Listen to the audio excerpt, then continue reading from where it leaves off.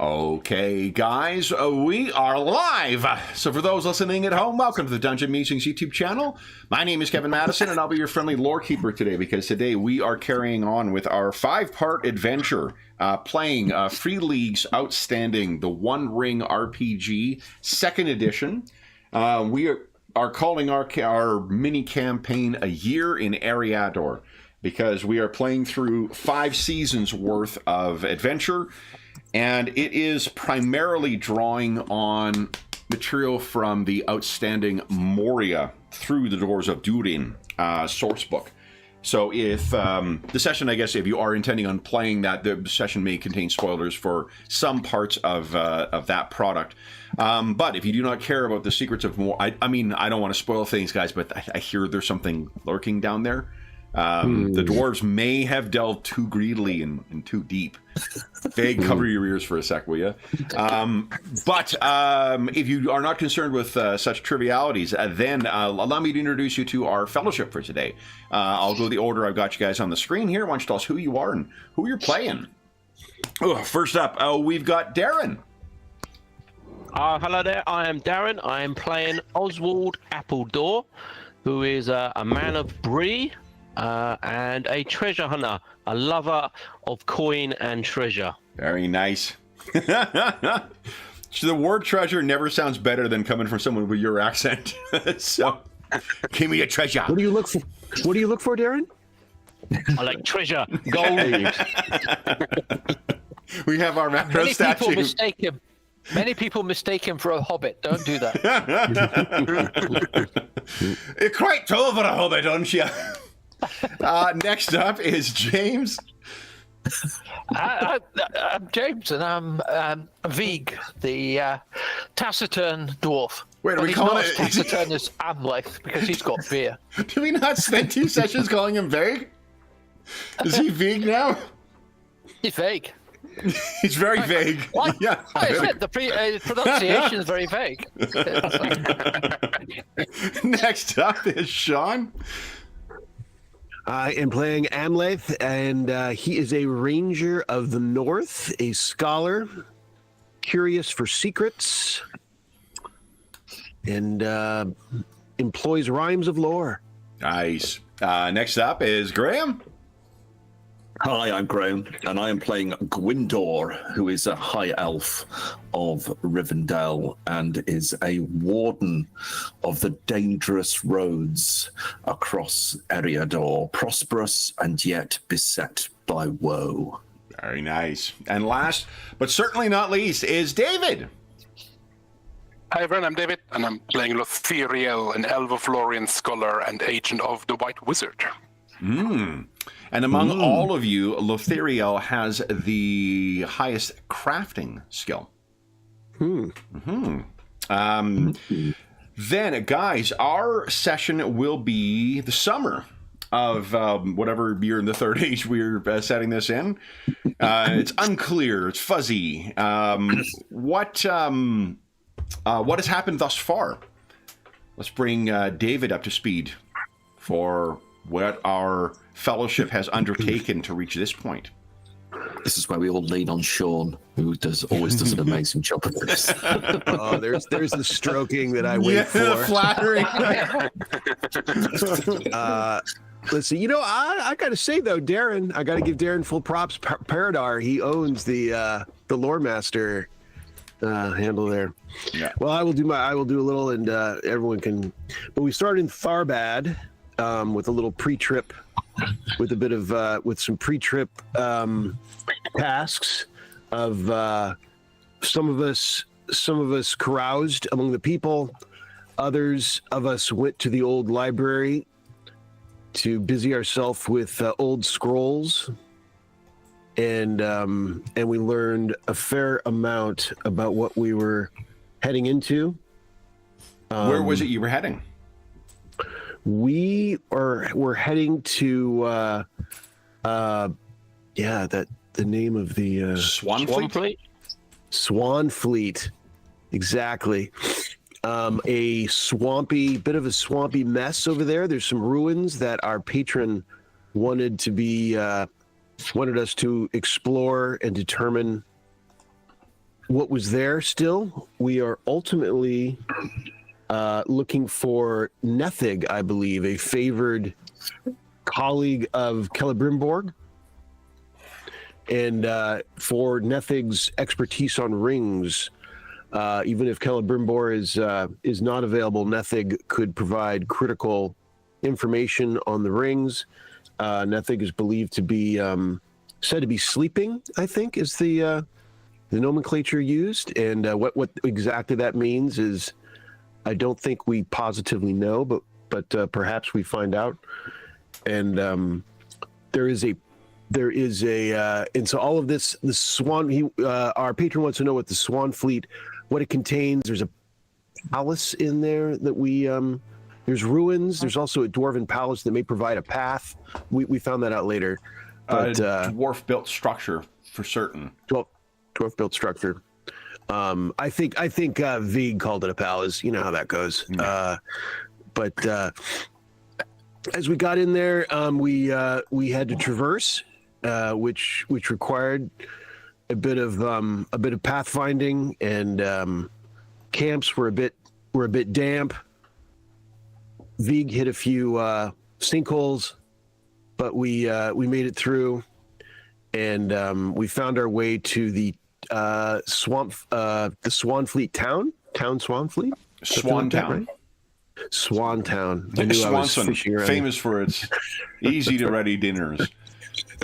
I knew I was fishing around or something like that. So we got in there, and we I know his name is Briar. What is our erstwhile, not friend but acquaintance? Master Hugh Blackbriar. Hugh Blackbriar, and I think it was it was Carl's character that had some good conversations. Dagmar had some good conversations with Senior Blackbriar here, and he gave us some a bit of regional info. This kind of survival settlement has some pretty good information, and primarily otters. Told us, and otter. Oh, that's right. And some otter. So we had some otter action that was helping us. Oddly, he told us about. I'm assuming that's a euphemism for something, so we're going to assume this is not for kids any longer. So we're going to pass right through it. Yeah. Give us some more. We talked to him about some of our. So we had previously learned the names of the House of Patient Women and the Wise Woman of Miskata, both potentially having information for us, if not more, some wisdom of the area and of Swanfleet. And so Hugh Blackbriar gave us further information on how to possibly contact them, and that was through a creature we had also previously heard of, which is the ghost bird, an unaging creature of an earlier age that seems to look after perhaps the patient women. And he told us how to Blackbriar told us how to invoke the ghost bird with a bird's skull against a tree, and in a few days the ghost bird will answer and will replace that skull. Well, ended up replacing that skull with blindfolds. We were blindfolded for no less than days, getting led through the mess, and finally taken to a bit of a tower that Mother Windrith was found among. And so I probably missed a few things in there that anyone else is free to, that we might have done in Swantown, or learned in Swantown. But we had a conversation with Mother Wendrith, and she gave us more information as far as the mountain and how to proceed. This is the Swanfleet, if you're curious. So yeah, very good. Yep. Let's see what specifically she told us. Black Chasm, built by dwarfs for the Rester. If we go up a mountain, down valleys, that Nethig sleeps, but we need to find the secrets of the rings. She will offer a secret way to enter Moria. That's probably I'm probably missing a few things. Anyone can jump in there of what if I. So she had dreamt of you coming, it seems, and of your allegiance with the White Wizard. You guys had revealed that you were acting at the behest of the wisest of the wise council. And the response was that there was apparently a flaw in her Nethig's ring work, and that was something that needed correcting. So you were told of a place, the Mountain Galleries, that was once favored by the allies of, or by the allies of the dwarves, the elves of Holland, and there was a way to enter Moria there. Do you remember what specific information that they were hoping you would find? There's the name Narvi. Narvi, the crafter who was particularly skilled, I think, in the creation of the rings. Of Mithril, in particular. Oh, that's right. Yeah, Narvi, while Celebrimbor was an unmatched artisan for creating rings, the rings would be nothing without the raw materials, and it's Narvi was the one who could craft Mithril into an appropriate material for use in it. Narvi, with the fall of Eregion and the triumph of the enemy, he retreated back in and lived a long life. It is his craft station, or his craft shop, that they hope that you will find something to remedy the fall. What I think we mentioned this yesterday for Oswald, but Letheriel, what the word may have come to you over this past season is that the woman that they are trying to awaken, the Elf Maiden, she fell before the enemy fully betrayed the Elves of Eregion. So she would have dated from a time before the betrayal of Sauron. So, and she was also a contemporary and much favored by Celebrimbor, it said, and by Narvi, which means her, if she is awakened, she may have knowledge of the forging of rings that no living being has. So, what do you think about all of that? We'll talk about what you guys did in the spring in a moment here, but Letheriel, what do you think would have prompted your interest in assisting the White Wizard in leaving the Eves of Lorien and coming here? I think her main drive would have been she has a keen interest in craftsmanship. So anything to do with learning ancient, potentially long-lost ways of forging and of creating things, especially from someone as old as Nethric, would have certainly piqued her interest, beyond, of course, aiding the White Wizard. Is it possible she was a guest of the House of Elrond previously, and then over this past season, having heard of that there is a group or a fellowship that is undertaking to plumb the depths of the Black Chasm and retrieve some of that lore that may have prompted her to throw in with the fellowship? Yeah. If she heard of them, she might have volunteered to Saruman that, the more hands and eyes and ears, the better in these sort of undertakings. Okay. It's so good to see you again, Letheriel. It's been too long. I hope we can renew our friendship as we head further and deeper into I fear will be a very dark and very dangerous place. So, what did you guys do in the spring? Well, we set out. I definitely remember the end where we we got where we wanted to go, but we didn't really this isn't really what we were looking for because we found a window but not a door. So that is that's like the title of my next book. We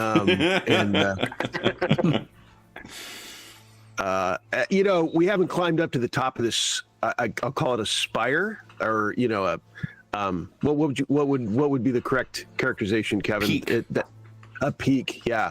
That the last amount of it is too steep for anything but full equipment. It seemed to us that we do not have, and so we suspect what might be up there above, but we can't get to it yet at this time. What they may have shared with, actually, in the G's, this may have been the reason for Letheriel to actually lend her expertise to this. What they found at the top of the peak that elves call Calebdil the White and that dwarves call Zirax Agil, there is a tower, Durin's Tower, that was carved out of the highest part of the highest peak. And it is said that a dwarf who climbs to Durin's Tower may ask a single question and be assured of the answer. What is lost on some of those who share that parable is, I don't know if it's a parable or an aphorism or, but anyway, is that there is no door from outside in. And as the highest peak of Zirax Agil, it is extraordinarily resilient to being worked. So simple iron or steel pythons will be bent against the cruelty of the rock, the mountain itself casting off any efforts to work it further. Truly, it must have been Mithril used to work this peak in the first place. So Letheriel, perhaps Vig has talked up a good game about his grappling hook, but sadly, it seems unequal to the task as of yet. But have you a solution, perhaps, Letheriel, for how to scale this tower at the top of the peak?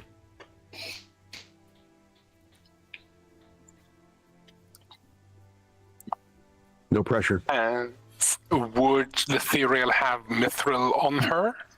I think it's possible that there could be things that may be used for, gifts from the dwarves of Khazad Dûm of old. It would be turning art to a more practical purpose, but there could be things like, perhaps there was a family of elves with many daughters who all received hairpins, all made of mithril, that look so delicate that you would think there was no chance they would support weight, but in truth, they are strong enough to bear the weight of an armored dwarf. And with these hairpins, you may be able to fashion some manner of piton in order to climb the side of this thing.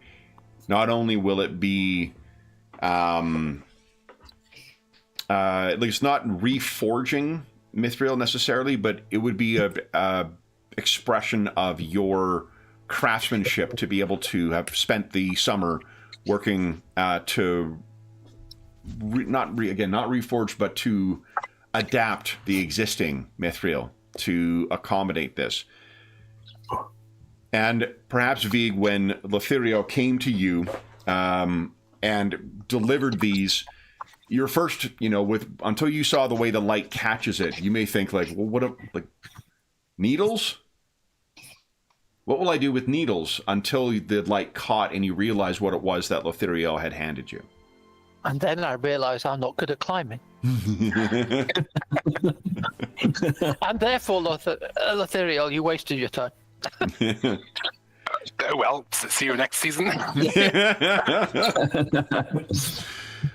So then, that brings Letheriel into the Fellowship. Amlaith and Oswald, what have you done in your season in Rivendell? Other than being watched very, very carefully, Oswald. I guess I think I worked on my physical prowess. Okay. And, training montage. Yeah, I felt a little winded at times. Standing under a stream or a waterfall, shirtless. Mm-hmm. Yep. on my hands for hours at a time. Absolutely. Classic training montage. The Paul Stanley song playing in the background feels very Middle Earth. Yeah. Definitely not getting comments about that. Felt winded in the swamps. Didn't like it. Okay. How about you, Oswald? He'd have counted the treasure that they collected from the last little encounter with the orcs. He'd have counted that numerous times, and just looked at it and just sort of daydreamed about, what this could be, what this could turn into if we get inside that place, into Moria. So done a lot of daydreaming about that. It'd have been, looking at all the elvish stuff in Rivendell and just, maybe trying to get close to some of the elves, hoping that they might give them a leaving gift or something, maybe. Just, it'd be playing up on the elves. It'd be trying to play the cheeky chappy. Okay. While at Rivendell. Nice. I think the elves are no doubt amused by you. You are a credit to your kinsman, Breelander. What about Gwindor? What would you have done? I think Gwindor would have spent the time reconnecting with the beauty and simplicity in some ways, the underlying simplicity of the place. As a warden, although his real mentor in many ways is Elrond, half elven, I think because he's a warden, he spends so much of his time out defending the byways and traveling across the dangers of Eriador, and having just had to sort of head into places of shadow that is so draining, that he would have reconnected with the sort of beauty, the whispers of the far west, which can still be found in Rivendell, and reconnected with that. And hence, given his downtime, he's found a way of being at peace very quickly. Which before had eluded him. One thing to consider too is I think you rolled more Eye of Sauron's than anybody else last session. Yeah, which kind of makes, and I actually rolled so many fucking Gandalf runes on the attacks. What makes me think, and you guys had those two rolls where the shadow of Caradhras was looming over you all as well. Yeah, Gwindor, perhaps you're reflecting on the wisdom that Elrond had, not necessarily even for him to hide, himself here, but by walking openly in the world, the shadows are stirring, whether in response to you or prompted by you, but you could definitely feel that more so on the slopes of Zirik-Zagal than any other place you have been. Absolutely. That stung deep. Yeah. Okay. Yeah. And Vig, what have you been doing with your time? Well, I was intrigued to meet so many elves and of such lineage. So, after many a courteous discussion, I got into debates with them, and I perfected my persuasion skills. Nice. Which is now why I'm better at it. And Elrond Half-Elven is a unmatched host, so of course, any rudeness to you would be addressed, but there is definitely some elves among those who reside here who still deeply either distrust or are just disdainful towards dwarves. They think you fools. And I may have been reading the elf book last night and it got me some ideas of like, yeah, because there are some, it's easy to forget that there are some right bastards among the elves, as there is among anyone. So they're just misunderstood. So then that, so it is a reminder and a testament to your skill, whatever elves have shown you any unkindness in your visit with it, the fact that your visit with as a guest of Lord Elrond, the way that you have handled yourself in that, it makes the estimation of the other elves who are not so predisposed think even more highly of you, because you are uncharacteristically a diplomatic dwarf, and they find that a agreeable thing. And perhaps some of the older elves as well, it may be a reminder of some small way of happier times, particularly given the makeup of your fellowship and given the goal that you have set for yourself. So yeah, so you guys all find yourself very, very welcome here. Let's talk about the fellowship tasks too, because you guys picked one free one, and there was one that everybody undertook. I think it was the maps and whatever one, the one to affect events. Ponder storied and figured maps. Yeah, and there was the strengthen the fellowship as well, right? Yeah. Okay, so that means your fellowship score, guys, will be a 7 once again, because 1 from your fellowship task and 1 more from Oswald. Breedlanders are just good to have around. Nice. And then let's talk rolls for your travel. The next thing before you will be traveling back to... Oh, we have forgot about Daza. Daza red-handed. Oh, yeah. That's right. Why don't you tell Lothariel about what to expect? So, I'm not sure who did we first hear from about Daza? Who was the first one that... It was it Briar? Drustin, the Gondorian who is in service to Sauron. You think you're probably right. That Amlath met with off screen. I think you are probably correct.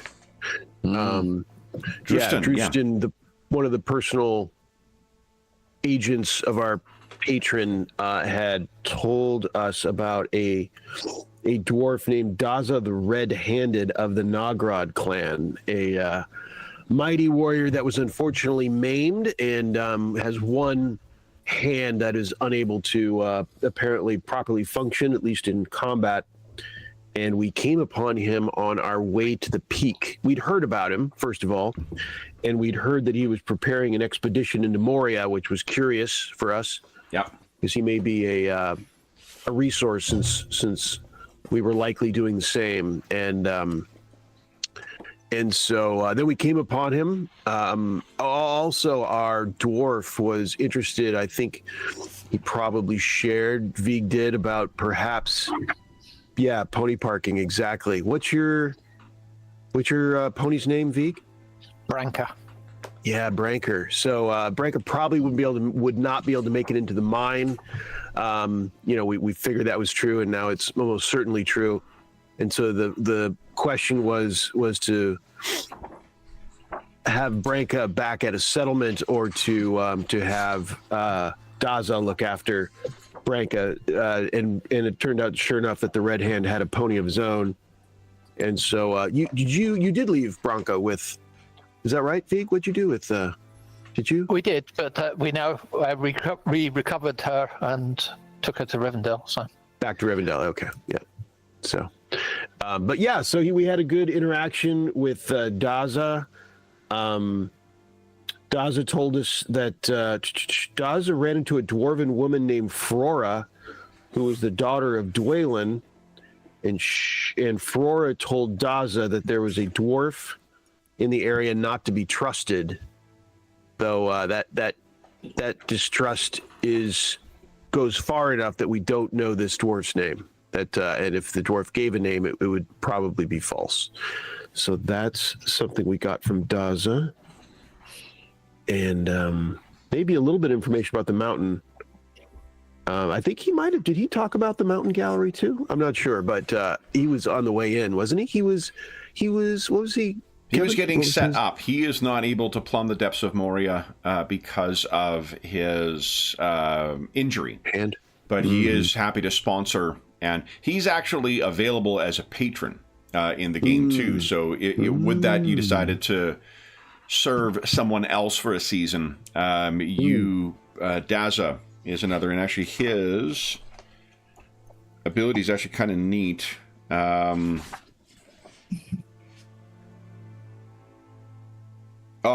Daza's fellowship, his ability, +1 to your fellowship bonus, and the advantage is Oaths of Vengeance.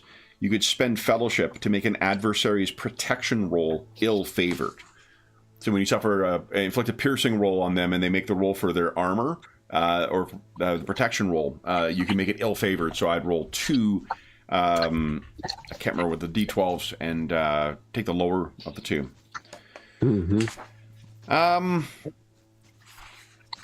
L'Oreal, Lothiriel, what is your lore skill? 2, okay. What's your wits TN? 12. Sorry, it's 12? Yeah. Okay. And Lothiriel will have a... Ooh.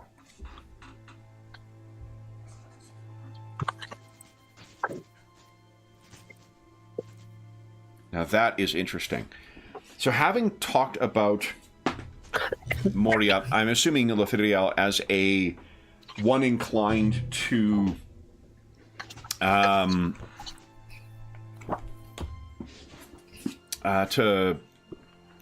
craftsmanship and to history. Give me a second here. I'm just trying to find. I got a very interesting result on your rumor. And someone has overheard you talking about this, and maybe another perspective. Hmm.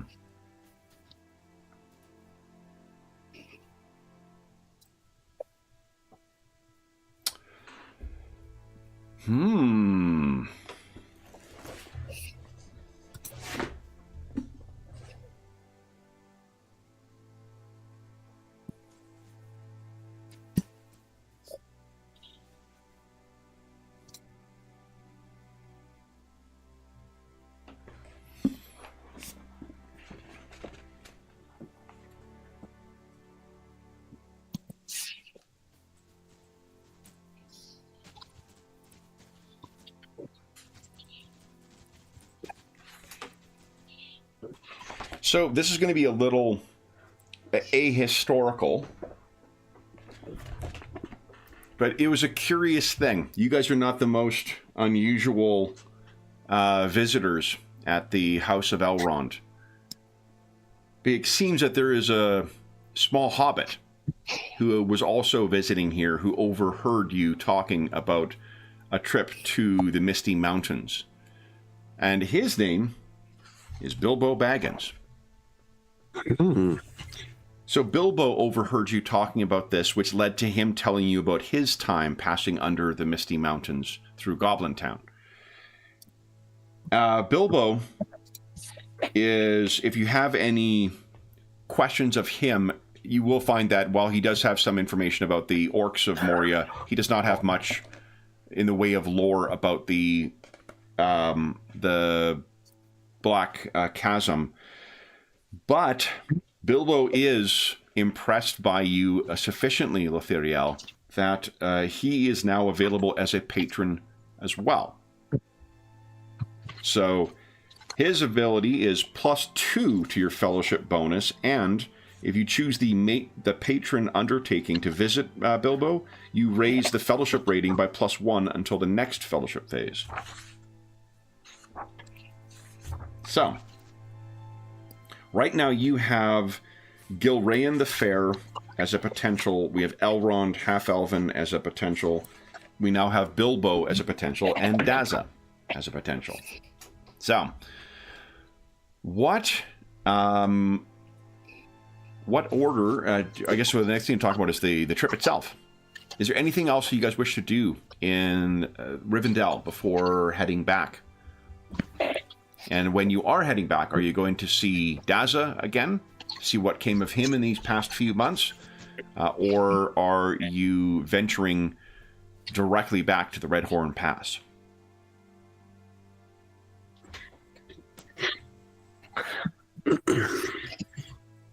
Or do we need any more equipment? Do we need more ropes and things to help get us Climbing up equipment, this? yeah. No. I mean, Please. because there seems to be two possibilities. Either someone dances on the head of us in up the side of the tower, or we have to go in one of the other exits and go to the tower through the tunnels. Well, it's the endless stair. Mm-hmm. If you can seek out the endless stair that leads all the way So up. we'd have to go through and then up. Yeah. We have to climb that thing. Yeah. We do get that question. I don't, that's an open, vague. That it's possible that if we ask the question of the mountain, that You see the question is vague? I might have. Do not question a ranger. It's not. It is not. But yes, the possible that this question could perhaps, if asked properly, give us an advantage in all of this, but impossible to say at this point. Oh, I agree we should go up the tower, but the question is, do we go up the outside of it or the inside of it? Mm-hmm.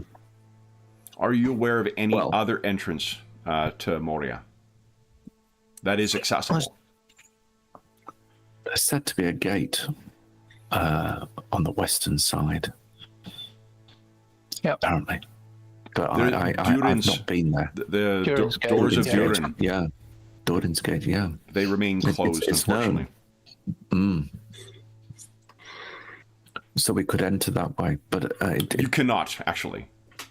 oh, you can't. Okay. Not for No. nothing. One of the wise struggled with trying to. Notwithstanding, you could excuse it, I suppose, as an Istari senior moment. But he, You could. if he could not recall how best to get it open, I think that information is lost to our fellowship. Okay, that's fine. Of course, yeah. I have no wisdom for that. Does anyone else? I mean, it feels like it behooves us to have climbing equipment for everyone. Maybe there's some fortunate situation where only one goes up and figures something out, that something below can be opened from within. But without knowing that, it feels like we have to give everyone the possibility of climbing up on their own. No? But surely once one gets to the top, it'll be easier for the others to follow with We ropes. should climb together. Yeah, well, I mean, everyone has to climb is my only point. That there may be some way that some can not have to climb, but we can't count on that. So we just have to have everyone the ability to climb. Yeah. Of course. Yeah, make sure that the first person's got the best chance of success by getting the right equipment. Mm-hmm. So equipment in the game is kind of interesting. Unless it's a useful item, you're assumed to have everything you need for adventure. Like you don't track, torches and things like that. You just are assumed to have that stuff, and it doesn't take up load on your character sheet. You can. There are optional rules for tracking that stuff, but it seems like default play is to assume you got that stuff. Plenty of other ways to make travel really uncomfortable in this game. So, did I mention I have stats for the Balrog? So, you have your gear appropriate for summoning the peak. You also now have your mithril pythons. I think we can call that a useful item, actually. So if someone, Lothiriel, if you want to put that under, it'll be a free useful item, but under wisdom is, I believe, where your useful items go, or near there. Yeah, it's like if you click gear, it's got that drop down. Yep. Okay. So in there, you can put down mithril pie, or whatever you want to call them. If you want to give them a more artful term, and just put in brackets athletics. So then, why doesn't everyone? So the four. Oh, hey, I got an interesting tidbit. when you are plumbing the depths of Moria, hunting does very little, but it is replaced with delving, and that uses crafting. So in place of that, there will be no hunting encounter or events that come up. There may be delving events that come up, though. So, but that is trouble for once you get into Durin's Tower. Why don't we have everyone place their tokens in whatever role they wish to occupy for the trip? Once again. Oh, yeah. Okay.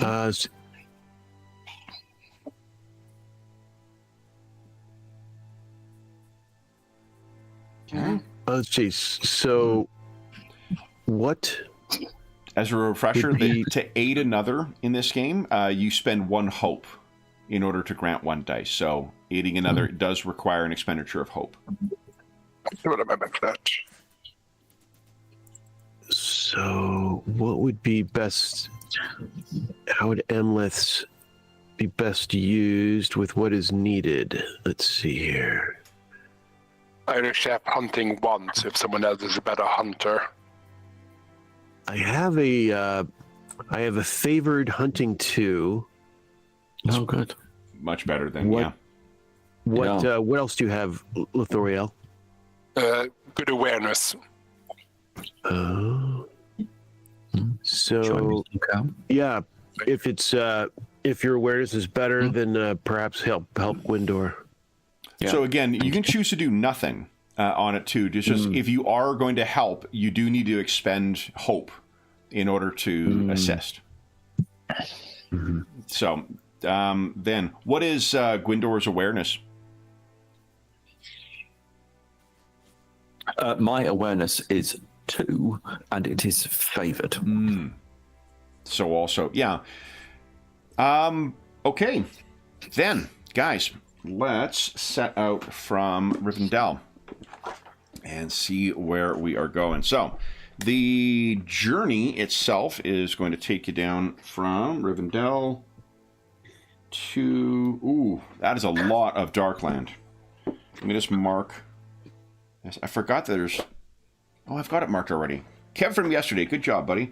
There are tassels in a lot of these books. And I was like, boy, I should really mark the journey section. It turns out that Kev yesterday did that already, and I forgot. Nice. So, Yeah. I was telling the guys a story about my dad hiding the keys before he went on vacation and losing track of it. It seems that is genetic. So I will look forward to that in my dotage. Yeah, it might just be an age thing, actually, Kevin. Yeah. All right. So then, guys, we are starting with Vig. Vig, would you kindly give us a travel check? No, hold on. This is... it is going to be -1 modifier because of the terrain. Nothing for summer. For summer again just means how far you travel. Yeah, okay. Yeah. It's my homeland. Nicely done. Great success.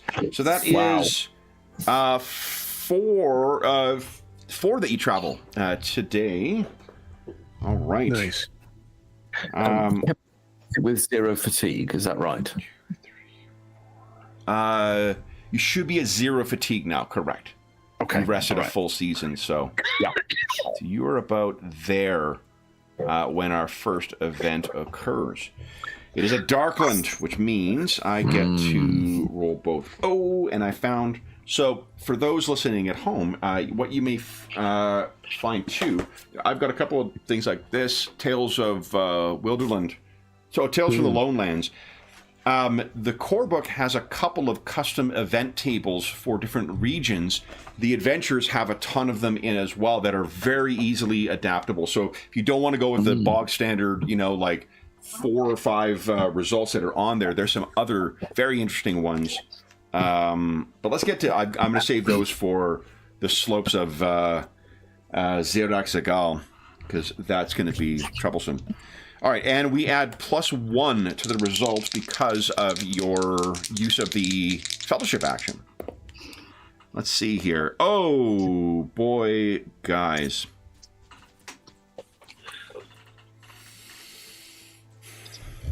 So, I do not get to make use of my Eye of Sauron that I rolled. But I do get to do one better. So, this will be falling on... Ooh, the Oswald.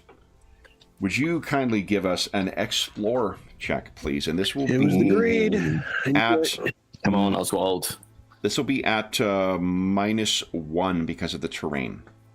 Oof. Okay. Look at that, though. Okay. Nice. The wise Come on. council is looking out for you. So here's what you get. Everyone gets 2 fatigue points, Oh. but it almost feels as if there is a baleful eye. Gwyndor, you recognize it as you leave the welcoming, presence of Lord Elrond's house and enter the darkness of the wasteland once again. Lothario, this is perhaps something that you have not encountered before. The despair, thanks to Oswald, does not settle in, though. So, Oswald, what do you think you've done to offset the mood of these terrible... Like, in contrast to the welcoming and the vibrance of Rivendell, the life that you can see in every, it's the kind of place where there isn't any leaves that are, partially eaten by rot or by animals. Everything seems to be in a perfect state of vibrant health. And almost immediately when you go out, you are reminded that Elrond's home is a last vestige of a fallen time. What is it that Oswald does to offset the despair? I mean, he's a riddler. He's a man of words. So I think every time everyone's sort of getting a bit down, the weather's bad, whatever, he'll just flash back to Rivendell and he'll go, "Oh, do you remember when that? Do you remember seeing that elf jumping off into the waterfall? That grand sort of 100-foot water?" And he'll just keep bringing up little events that happened over our short period there, and everyone's mind just sort of goes back there temporarily and thinks, "No, we're not in this horrible, stinking, dark, sort of cloudy, gloomy area." Just for a little bit of time, and then it just carries on, and then everyone's getting a bit low again, and and do you remember that story that we were told by Bilbo Baggins? And he just keeps trying to just pick up the mood, basically, and just... Oswald this to us is so true. I mean, while we have Rivendell and places like Rivendell, the darkness cannot touch us. And it'll only be a couple of weeks, and we'll be back there again, I'm sure. Yeah, Oswald isn't fishing anything out of Grindor's pocket, is he, while this is all going on? I'm just checking. Distractions. Awareness check. And Vig cheers everyone to say, "Aye. It'll be grand when those of us survive make it back to Rivendell." Okay, so this has been a little more than a week of travel thus far. Slow going. The Misty Mountains continue to loom off in the direction. Hounds are baying off in the distance. Anna. And Kev, I think this is the fatigue I don't take. I think this That is absolutely right. Yeah, I'm gonna have to get my fatigue out even another way. I mean, no, it's an excellent way of emulating the ranger's ability to effortlessly travel across the vast expanses. Then it is. We're getting close to end of year, guys. I got to get my pound of flesh of dead PCs before. Indeed. All right, so then we are back to the start once again. Vig, would you kindly give us a travel roll once again at -1?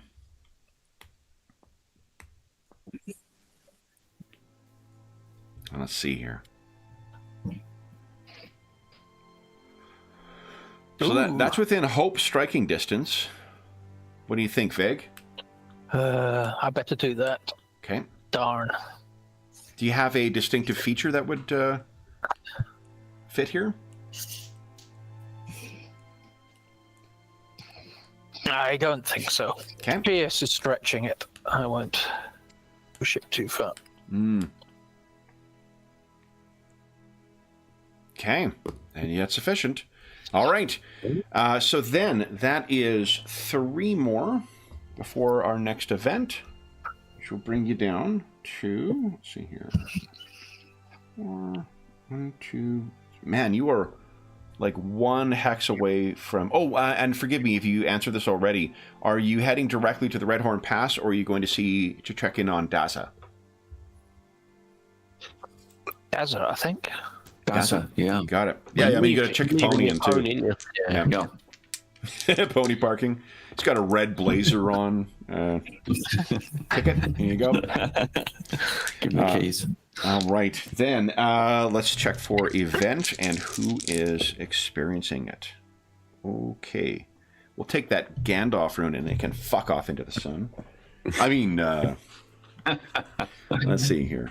There are no joyful sights to be had here. Okay. Amlath. Would you kindly give us a hunting check at -1, please? Come on. No pressure, I'm life. Come on, baby. Yeah. Well, that's in striking distance of a success with hope. Do you have a distinctive feature that might come into play? Oh. I am going to use hope. Let's see here. Hunting. True Hearted. Have we used that before for this kind of thing, or is that too much of a stretch? This feels like a stretch. Yeah. Probably not for this. Yeah. It's not an easy fit, I don't think. So give us a D6 then, please. Yep. All right. Come on. Negative. Oh, wait. Yeah, 3. No, that's just enough. No. Yeah, you're not enough. weary. That's just enough to avoid it. So this would have been a mishap. And I think what you inadvertently did is perhaps you misjudged something you were hunting, did not realize there was something larger. To make our Canadian content, perhaps it was a moose. Those famous moose of Middle-earth. Yeah. Or some large, elk or deer or something that just startled you, and you did not realize it was there for something so big to be so still. It was not there, and then it bolted, and in your getting out of the way, you very nearly took a really nasty tumble down into a ravine. Fortunately, barely, you avoided it. Everyone takes 2 fatigue for that. And then we are traveling to Daza. Vig, would you once again give us a travel check, please?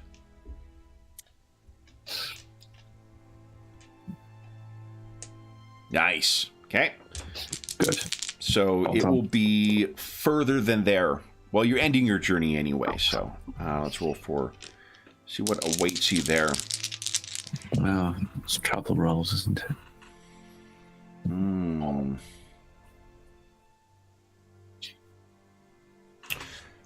This is once again going to be Amlath. Amlath, would you give us another hunting check, please? -1? -1 as well, yeah.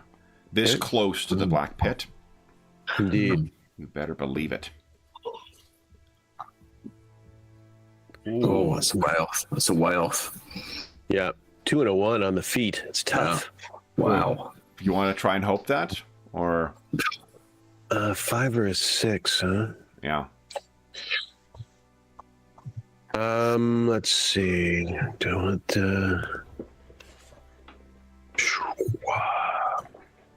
gonna let it fly. Gonna let it run. Okay. Yeah, what happens. Yeah.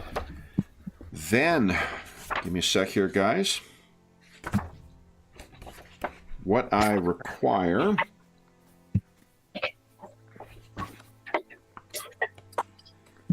is for everyone to give us a shadow test using Valor, please. Oh, how does that work? Oh, okay. It's our first Valor roll, I think. Yep. Yeah. So, first time anyone's, you guys have failed the... It's screwed up big enough to... This pooch is well and truly screwed now, so... Is it a sorry. -1 for this as Bad well? choice of words. Good question. No, not for this.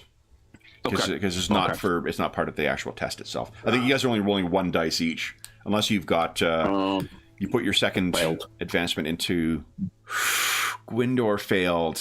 Now I'm going to check and see if you can spend hope on these checks. Ooh,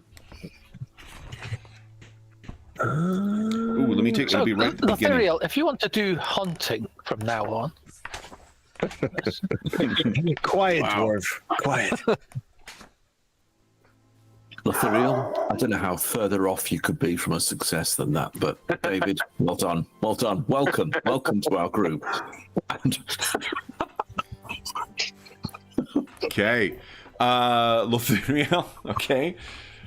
Oswald failure, Gwindor fail, Amleth fail. Did we get straight across the board? Outstanding. Yeah, it's a disaster. Kevin. Everybody gains 1 shadow point of dread. Oh, But you know what? We do it as a party. That's nice. And you gain two fatigue points. So I think it's, I assume it is the looming nature of Xeraxagal. With it getting closer and it coming down, Amleth, perhaps you brought yourself a little too close to it to try and keep the trip as short as you can as you're looking for Dazzle once again. And you can all feel it, the weight of there is a reason that the elves call this place the Black Chasm. You can feel it, light being drunk away. But we have arrived now in where you're going to look for Daza. Everyone can give us a travel roll. yeah. And hold up, I'm going to see if you take the penalty for that.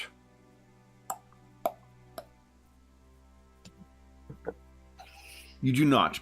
It's only for the event checks. So everyone give us a travel check. Nice.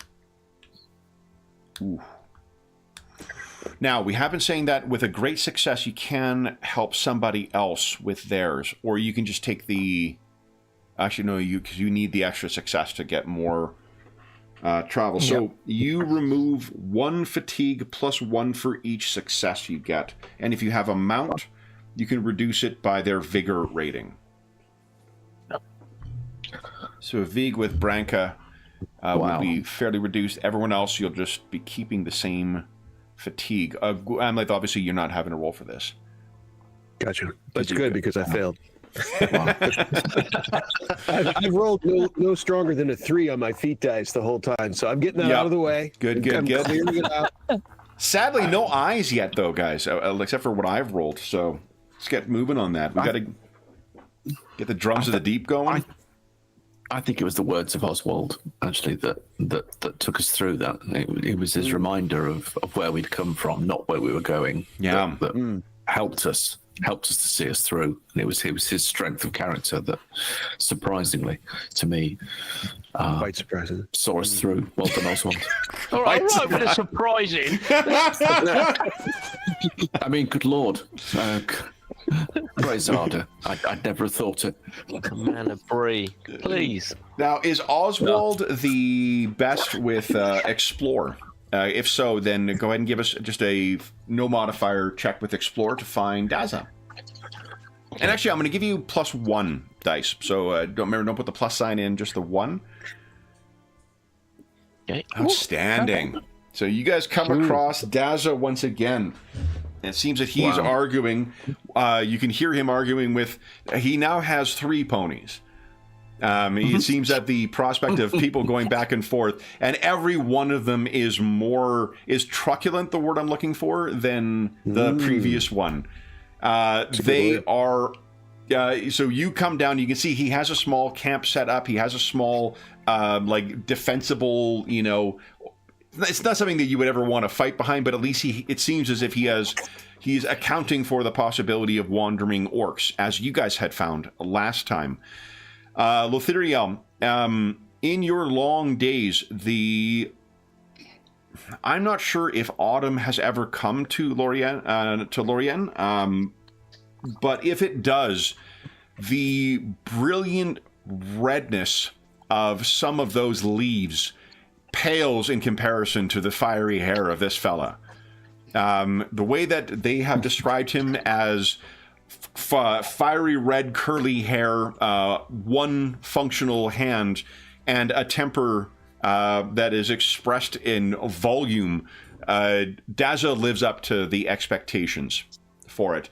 And when he finally sees you again, he bursts out laughing. And, Fake!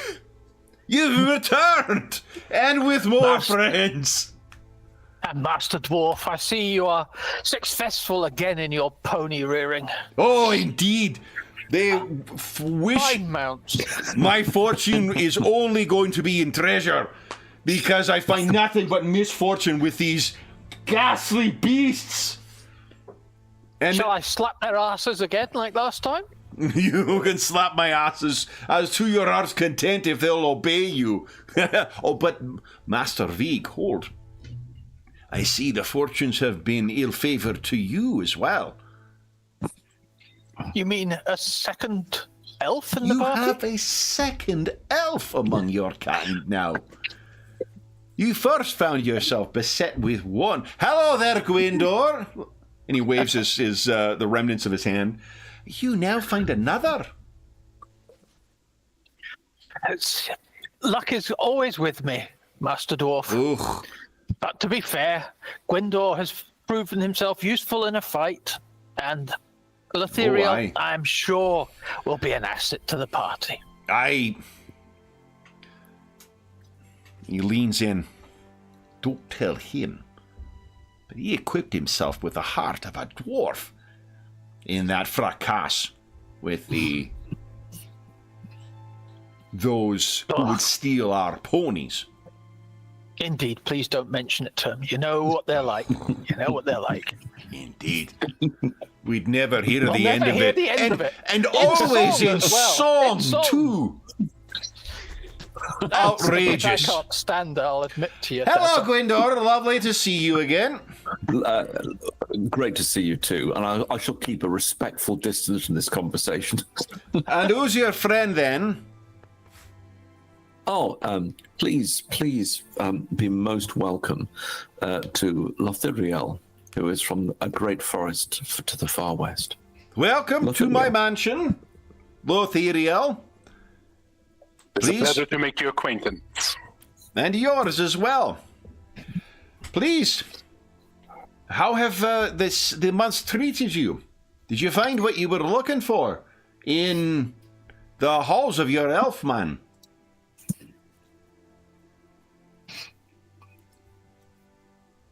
Pretty much. Pretty Indeed. much. You found your way in through Durin's tower. Oh, no. I think Lothiriel has an idea. And we at least... Aye. Your presence here is understood, then. So what is your plan, then? Will you scale the unscalable? Does this elf maiden stick to the walls? Well, we're going to find out. We've equipped ourselves, and we shall see. Equip yourselves. That stone won't break for anything short of dwarf forged mithril. Or are you saying you've brought back something to... Wait. You will see, Master Dwarf. He has his plan. Oswald, you recognize the glint in his eye. Is that mithril?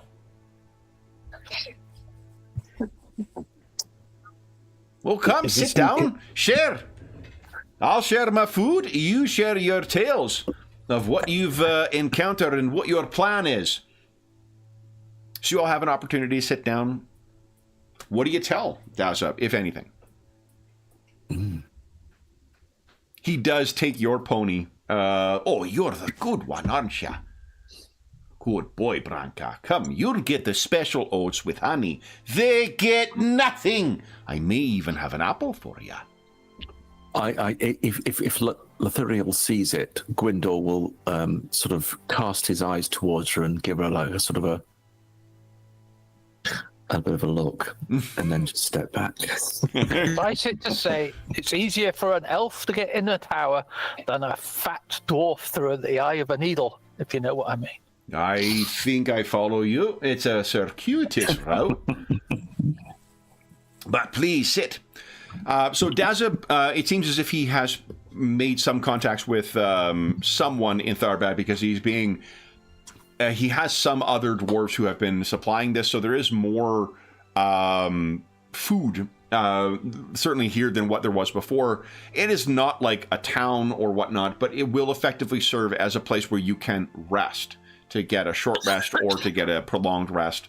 So you will be able, if you lose endurance over the course of the things, or you need time to rest in order to recover from wounds, Daz's encampment seems a way of doing that.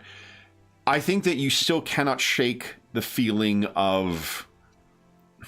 It's not overwhelming by any means. 1 point of shadow is just, you know, an afternoon stroll in the wastelands of Eriador. But it is definitely something. It is the beginning of a gnawing doubt, and you know what Gwindor and Lothariel in particular would be aware of what the sickness of spirit can be like. Yeah. So, what do you guys do around Daz's camp, and what do you wish to do next? What was that? Oh, is it take the mid-session break? Because we're at the mid-session already, so... Is it really? Oh, yeah, gosh. time flies. So we'll take our mid-session break, and then we'll be back in about 5 minutes and see what everyone has to say to... Did you guys hear that? Oh, Anna did a yowl stretch because she heard me say it's mid-session break, so she knows she's going to go OUT. Fucking dog is too smart for her own good. All right, so for those listening at home, we'll be back in about 5 minutes.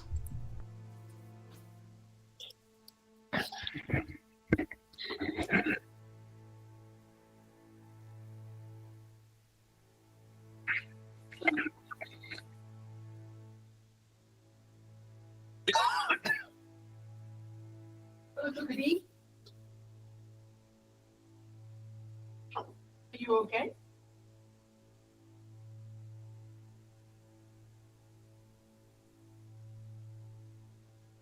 Those silly people. These silly people with their fireworks, eh?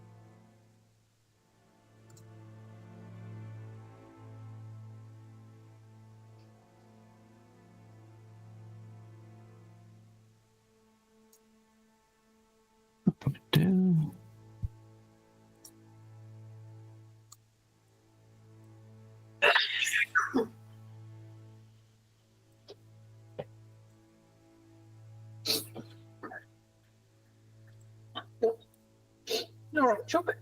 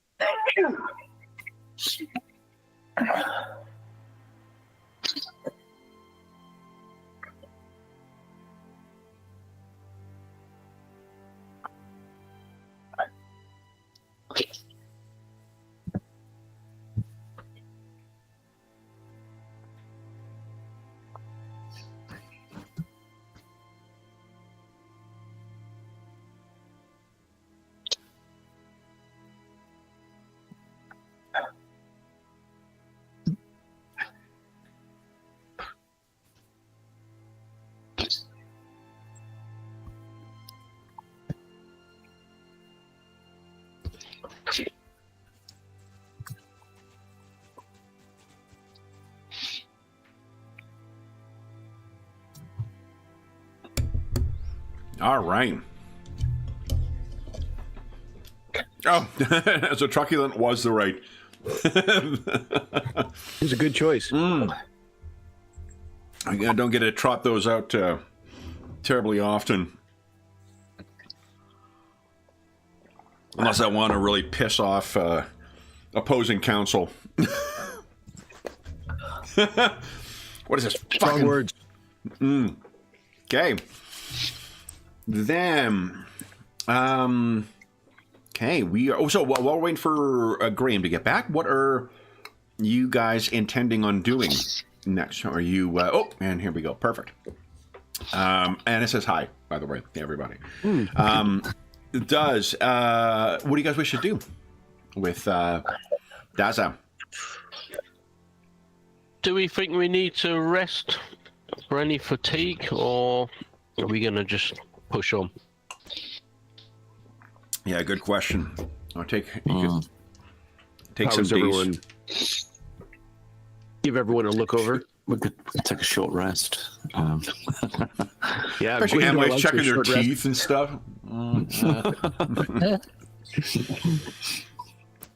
Well, I think Gwendor 6 seems partic- is the worst, isn't it? We're on. Yeah. 6 is the worst. What we've decided, David, as a kind of a house rule for this, because you guys are getting fatigued pretty quickly, you can rest, and then I roll feat dice for each of these, and if a 6 comes up, there's an event that happens. So for each day that you spend here. And how much fatigue do we get back a day? It's 1, is it? 1 per day. Yeah. 1 per day. Yeah. Right. But wasn't it like 4 days worth to get to the tower again? Yeah, and it's a lot of it's a minimum of 4 events that we're rolling between here. So like between 4 and 8 extra fatigue you're looking at for making the trip up to Durin's tower. And this is where, Gwendor, we see you seem particularly well rested just after short breaks. So the Yeah. oh yeah, I guess That it helps does. with wounds, doesn't it? Yeah, I'm not sure. I think it yeah, helps you right. particularly with endurance, because a short break turns into Yeah. a long break for you, and that's Well, mainly an let's see what endurance. the specific phrasing of it is. Yeah. All right, so Resting, isn't it? There's a resting section somewhere. yeah, it's so. What is it? The ability you've got is which? It's called Elvish Dreams. Okay, so the Elves of Linden. So it's the same. I was looking in the GM screen. I haven't compared if there's any changes between the GM screen or Loremaster's Lorekeeper screen and the Elf book. Thank you, page 7-1. Okay.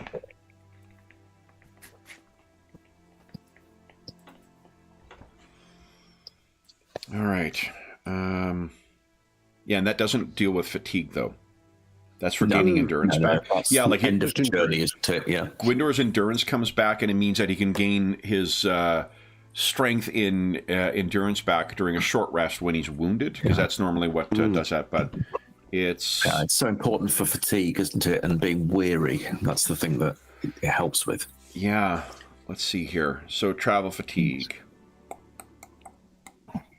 That's at the end of a journey.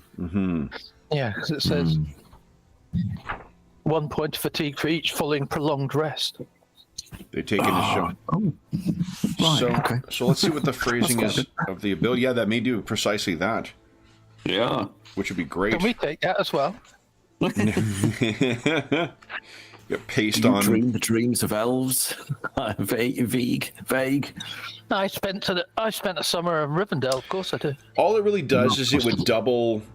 Oh, but here's the thing: it won't, because you can only take 1 prolonged rest per day, and a short rest you're considered to have taken a prolonged rest instead.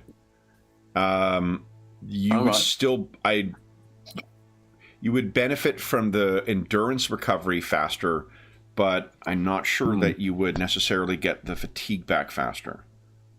Okay. Let's take a look at the phrasing in. Oh, that's this fine. here. Don't worry. Yeah. It's still a benefit, though, isn't it? It's still Yeah. quite good. It's still very, like, especially for your wounds last time, like, you would have been able to be, recovered pretty quickly. Oh, yeah. Well, my endurance is full at the moment, so no worries. Not for long, I suspect. Let me take a look at resting. Page 71, you said, right? Yeah. I feel like this is a I know slight against it because I love running both versions of Pathfinder, but it feels like a Pathfinder. A day of adventuring allows for a maximum of 1 short rest, Yeah. usually in the middle of the day. Under normal circumstances, the company is allowed to take a single prolonged rest each day. I think the intent is, I mean, if not to give you a double endurance recovery as well as a double fatigue recovery, I can't imagine why you would take it. So I think you got double recovery. So one's for the extra one. I think so. Yeah. So, okay. So then you're going to recover twice the endurance per day. But I guess one important question is, because endurance is the thing that with your fatigue, with the fatigue and the load, that's what pushes you towards weariness, where you're only rolling. Yeah. The you ignore 1, 2, or 3 on your whatever they call the dice, the D6s. I think they changed the name. Oh, maybe they didn't, but I think they may have changed the names of the things to have like a special name for them. And it's like, I get why you're doing that game wise, so you can refer to one game, but if you're only using D6s one way and D12s another one, maybe you don't need to do that, but what do I know? Okay. It's not like I've written a game like our... This is what George gets now that I've got a copy of your game, or one of your games, Graham. I get to readily trot it out. No. Then... Guys, so what is the plan then? Do you wish to rest? The risk reward is that you potentially may encounter something else. It's not always going to be orcs, plowing down from the mountain, but it could be. I hope not. No bad news. Should we wait a couple of days to get our strength back? Yeah. How are we doing, everyone? How close is everyone to weariness? Yeah. I'm okay. I'm feeling really well. I'm feeling vibrant and good. I guess you could look at everyone's endurance, and that'll tell you. The red bar, everyone should be able to see everyone's red bar. That number will tell you. Yeah. If you guys have 8 fatigue right now, that'll tell you where everyone sits. We're all good. Well, what I was saying was, when we've travelled to this horrible tower, is there anywhere to rest when we get there? No, exactly. That's why I agree with you. You need to have a rest now. Rest now than at some stinking tower on the top of a mountain. If you're fatigued now, yes, definitely rest. Hey, stinking tower. Durin's tower, that is, mate. The king, I tell you. Whoever's tower it used to be. Bree's barely got houses for 2 stories. Hey, there is... on top of mountains. It is traditional, vague, for one to put a door in a tower. Let's not discount the henge. Oh. Breeze henge. Nice. Mm-hmm. Very pleasant. Idyllic. It's a bush. Almost. Yeah. Wow. One man's bush is another man's... Shrubbery. Yeah. Once again, I'm just resisting being, an adult to not make... So let's carry on. How many days? How many days worth of dice am I rolling here? Do you want to do 4 and see how that goes? We don't need 4 days of rest, do we? No. Well, they're carrying 4 fatigue, and you're going to get them between 4 and 8 heading up the Redhorn I'm carrying pass. 4 fatigue. My apologies. I was being all comfortable. I've got 2 left then, I must have. The 2 which? Yeah, I mean... Sorry, I 6 fatigue, so... Was it 6 fatigue altogether? Right. How much we received. Oh, I didn't give you the last 2, because we had 4 encounters, right? Or do we have 3 encounters? True. 1, 2... Because there was Count travel rolls. Oh yeah, we just do that. 3. 3, so you should have 6 fatigue then. 6, thank you. Yeah. Okay. So we've had 1 rest though. That takes down 2. You've not yet, because I'm rolling every day you spend in the shadow of here. We roll a dice for it. So, Sure. how many days rest are you guys taking? Right. Let's try 4 and see how we get on. Okay. All right. 4 days pass uneventfully. Woo! That is technically true in this game. It's the phrasing I use for every fucking rest. But it's technically true in this because there are no events that occur. So we roll at the end of our journey. We make a travel roll, do we not? You did, yep, to recover your fatigue. That's what you guys. An extra one. So if you make it, you're down 5. If you don't make it, you're down 4. Is that right? No, you're. So at the end of your journey, you make a travel roll. On a success, you reduce your fatigue by 1, and then you reduce it by 1 more for every extra success you've got. Yeah. You also reduce it by the vigor of your mount, because that thing can reduce your fatigue. Otherwise, you still have whatever fatigue you've accumulated, and I think you guys mostly failed the travel rolls. Everyone keeps whatever fatigue they've got, and then every prolonged rest you take, you can in a safe place, you can reduce it by 1 more.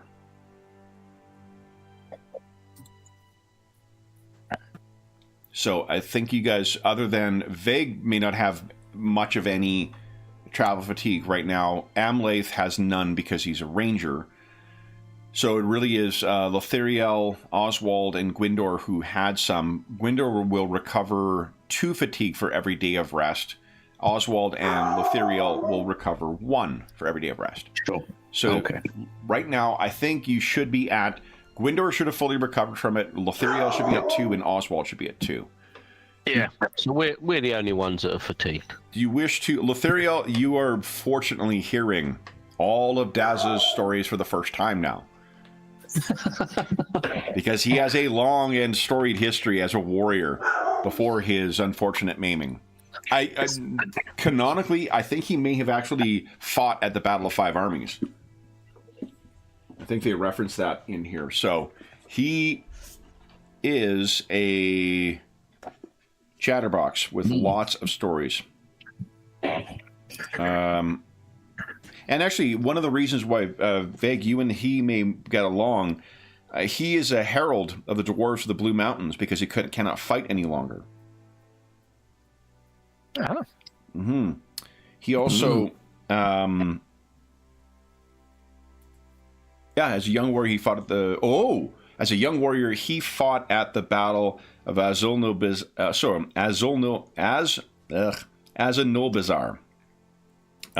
One of the major last fights at. I think that's where Thorin's father died, isn't it?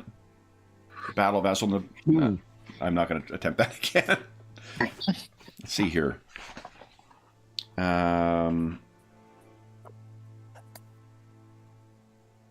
Yeah, the dwarves are victorious at a great cost, but fully half their number are slain, including Nain III. His son Dane slays Azog. Thrain II argues they should enter Moria, but Dane and other dwarves gainsay him. They lost too many to dare the deed, and his shadow still lies on there. Thrain II and his followers, including his son Thorin and his lieutenant Balin, wander Middle-earth and eventually settle in the Blue Mountains. So, that is the connection that Daza has. So, then, are you taking 2 more days, or are we setting out for the Redhorn Pass? I'm happy to go if people grow weary of his tales. Off we go. Daza promises to take good care of Branka in your absence, and if you do not return, he'll get good money for her as well. Then, setting out once again, let me see here. It is, I think, one non-perilous hex, 2 non-perilous hexes north, and then 2 perilous hexes that are before you reach the pass leading up to Durin's Tower. David, have you played or run One Ring 2nd Edition before? Yep. Oh, okay, great. So one of the things, there are dark lands which are just more troublesome to get through, and the events are more likely to be dangerous. What perilous lands are things where you have to stop your travels. You encounter events on top of whatever would come up on the events roll, and then you would carry on. So that's why we know there's a guaranteed 4 events between here and the Durin's Tower. That's in addition to whatever might come on the way out. So, Veg, assuming you're all saddled up with what you guys need, Veg, go ahead and give us a travel roll, please. At -1? At -1, yes. Nice. And a Gandalf type as well. All right, so you guys will be able to get almost here before our first event occurs. So, I'm going to start with this. Let's see here.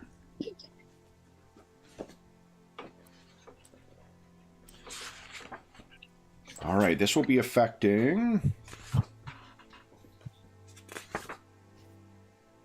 Ooh, our scout. So Oswald, once again. +1. Ooh, Oswald. Would you give us an explore check at -1, please? Oh, come on, Oswald. Once again. Here we go. Nice. Okay. Nice. Oswald, you very nearly lose your footing in scouting ahead at one point and nearly go tumbling down, not the side of the mountain, but down a slope that would have most definitely ended in injury for you and would have delayed things as people were recovering you from this fall. Everyone gains 2 fatigue. 2. And our second encounter... Oh, I'm grabbing another book. Oop. Justifying that purchase. Mm-hmm.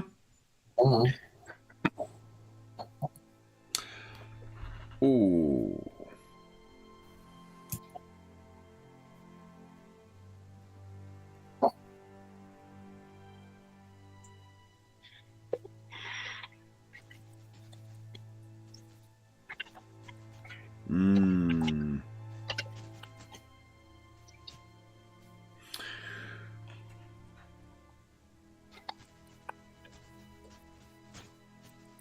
So would let's see here. Ooh, this will be Amlath. Would you give us a check? This will be hunting at -2, actually. Oh gosh. I did poorly on the -1s. Maybe the -2 is the trick. Maybe that will. Oh. Wow. You could hope that if you choose. Oh, it's just the feet die you're rolling there. What do you think? Sure. Let's do it. Graham, I'm not sure if something changed with the audio settings. You sound a little more muffled than you were a moment ago. May have changed again. Yeah, okay. There we go. Okay. A 6. Excellent. So, first, everyone gains 2 more fatigue. Okay. And what? Yeah, you sound great. Yeah. What you find, Amlath, as you are sort of perhaps off on the side, there is a... I will not... I'll leave it to your imagination to think of what is woven into here. But there is an eerie icon that has been made of woven branches and what you hope are animal bones and broken bits of dwarf-crafted pottery. A sign. A warning, if you would give that level of credit to dwarves or to orcs. A warning that you are not welcome here. Look now, here. Well, because Over you the found tree. it, you have resisted any shadow of dread that may come from this. If you warn the others or bring it to their attention, they may need to make a shadow test. Is it a surprise to you that there are orcs on this mountain? Indeed not. So We is there have anything to be confirmed- gained in showing them that they seem to be aware of your status as trespassers? And I think that it would be in the ranger tradition to kind of just, move on. Like he takes the information taciturnly and just, isn't particularly sherry anyway. And Yeah. so... So do you just like kick it down? Do you toss it off the side? Are there any trinkets that are worth... No, definitely not. No, just shards, huh? Yeah. I'm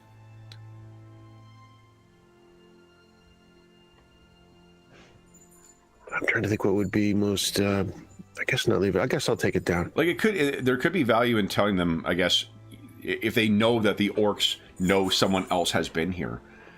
Right. That's what I was kind of thinking of, whether it's best just to leave be. I think that probably it's not a big deal either way, I think, but I think I'll leave it be. Okay. Well, what does that mean? Are you destroying it, or are you leaving it for the others to potentially see? Oh, I see. So Yeah. they could see it if I don't take it down entirely. It's not off to the yeah, I mean, I could. Okay, so if they could see it, just wander across it, sure. Okay, I'll take it down. Okay. All right. Then, our second pass. Here we go. We have 2 more events. Let's see what comes from this. First up, we're doing from our usual table. I'll take that Gandalf rune and just toss it. Here we go.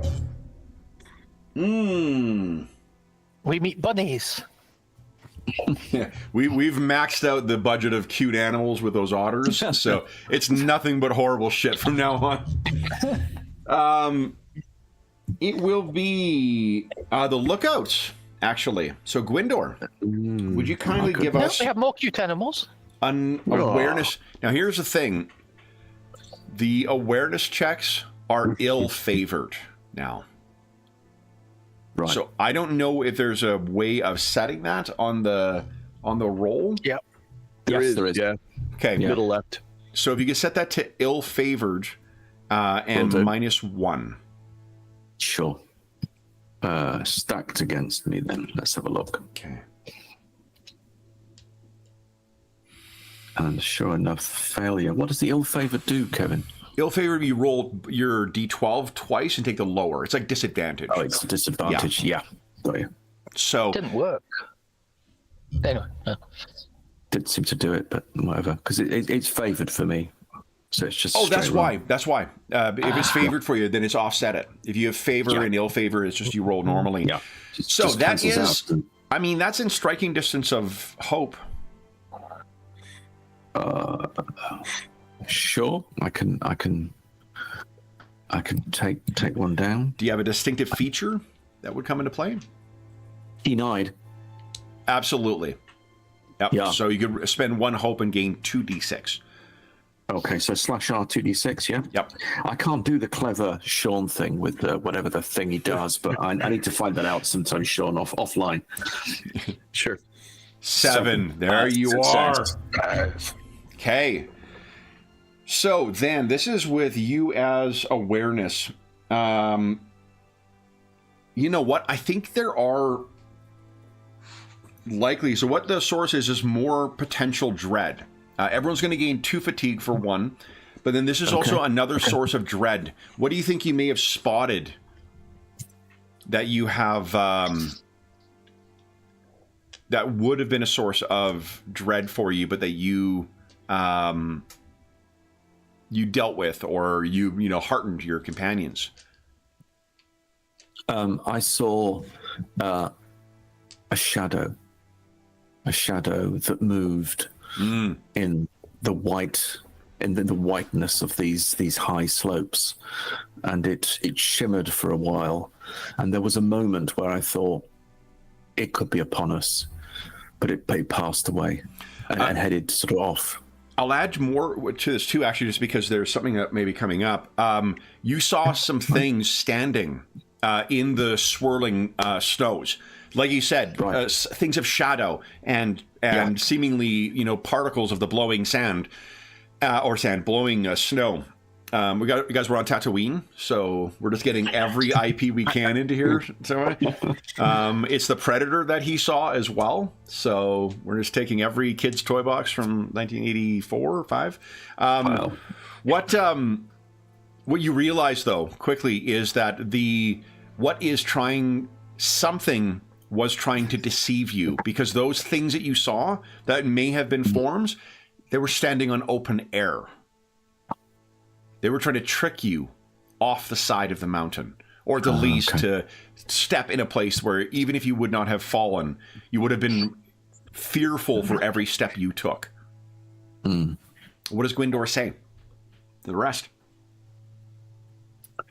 I think he would say there are shadows and trickery on these slopes.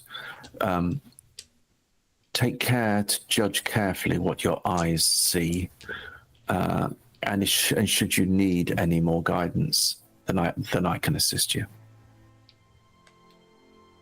Okay. And let's see what our final event is. Okay. This fatigue is a killer, isn't it? Literally. Yeah. Yeah.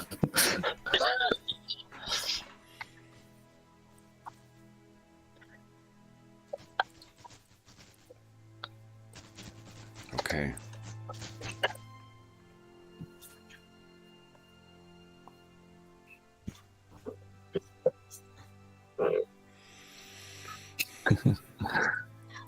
All right. Let's see who is.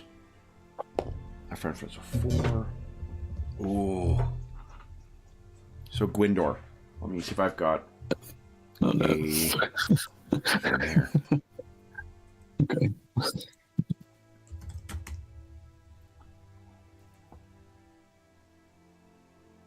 Wow.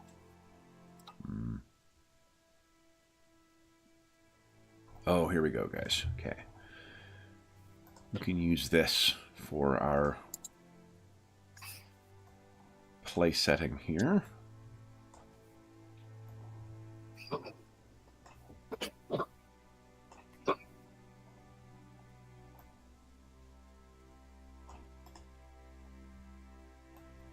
Yeah. Place you guys down, and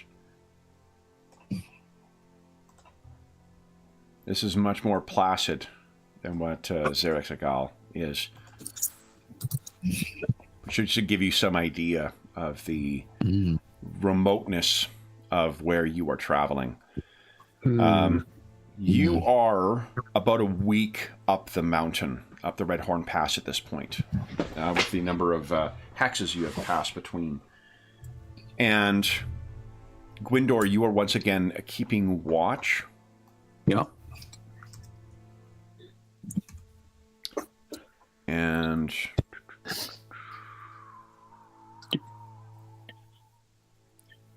would you go for another awareness test? Yeah. Ill-favored? no, sadly, this is not. Yeah, this is a different kind of thing. But you will Okay. have an opportunity to see this first. And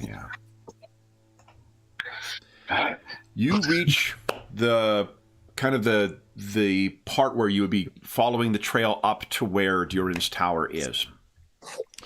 You're making your way towards that, and you're passing what you remember are now the snow-choked, low stone houses that make that kind of probably where the craftsman who carved the tower out of the peak of the mountain once dwelled.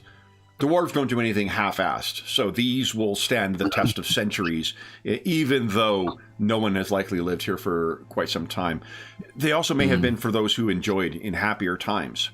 So you are moving through them, and it is when you notice that one of those drifting shadows is more coherent now. Corporeal. go. I shall knock an arrow.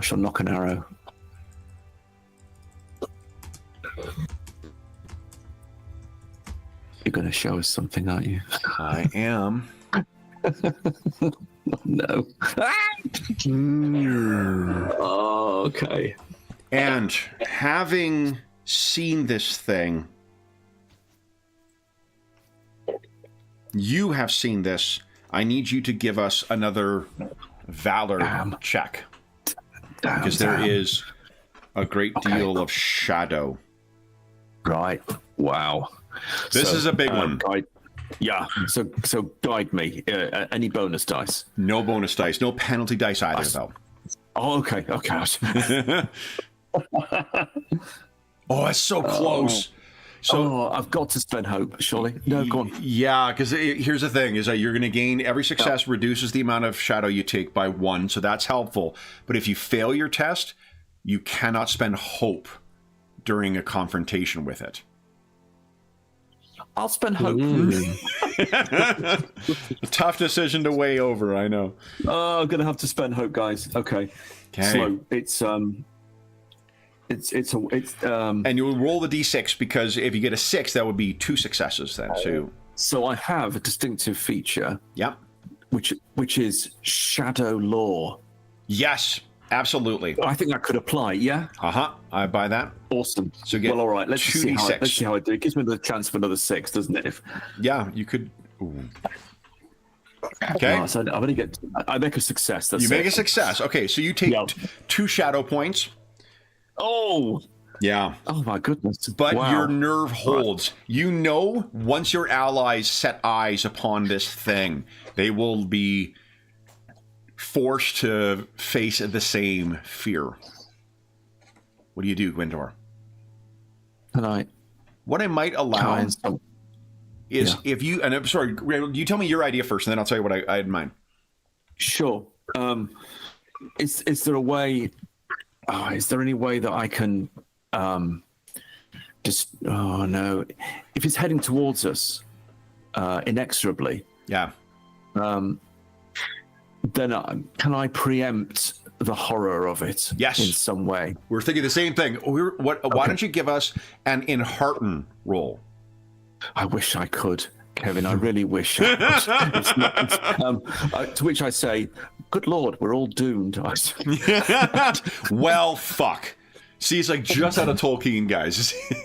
Yeah, I've got nothing in enhearten, so I just say. But you roll pretty well, though. I'm beset by pun. You roll pretty well. Shadow lore would definitely apply here. If you do want to spend yet another point of hope, you would be rolling 2 dice on it. Kind of an elf, but you know what? For my compatriots, of course, I will try. Okay. The GM just tearing those hope out of Graham's hand. Beautiful. All right. So that is not only a success, that is a great success. Everyone will have +2 on their dice to resist the shadow.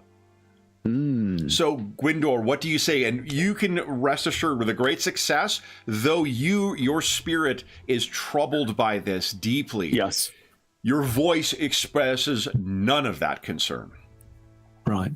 So I will say, my companions, there is a shadow upon us, but remember, we are the light, and we will defeat it this day. And I'll stand forward and say, ready yourselves, and we will prevail. Excellent. Okay. Then let's head on over here. And then I cry quietly.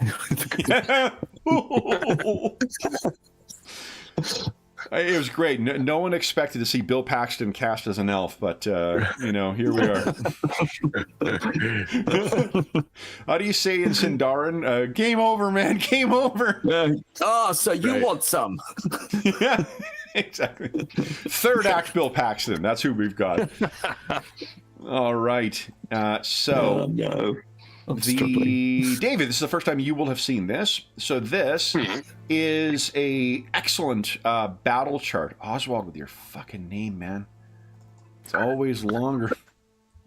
Oswald is just a whipping. I'm so sorry, Oswald. That was very unkind. It was the shadow speaking. I apologize. So what this is each of you will pick kind of one of the little rows down here. This will track where you are in the combat.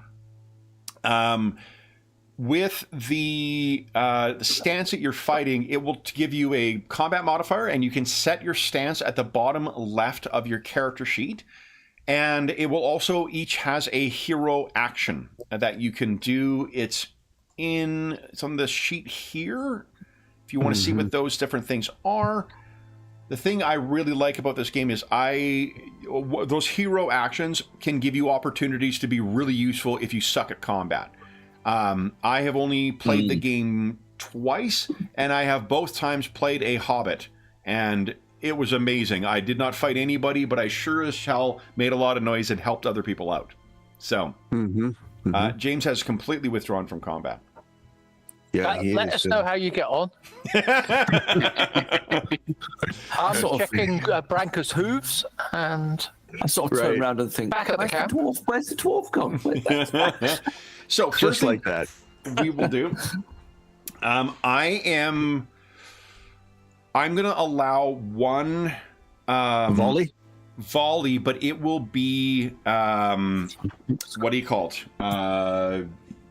Ill-favored? Ill-favored, yes, because you're kind of getting a snapshot off while you're moving through this dwarven, abandoned dwarven village, effectively. So let us take a look here. I get to track hate, finally, on a thing. This is amazing.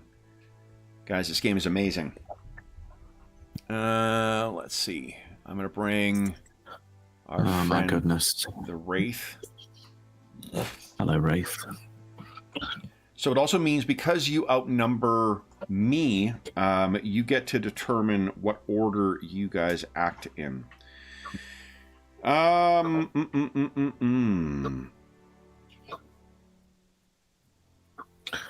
Oh, it's tempting to go forward. Oh, this hate is so good.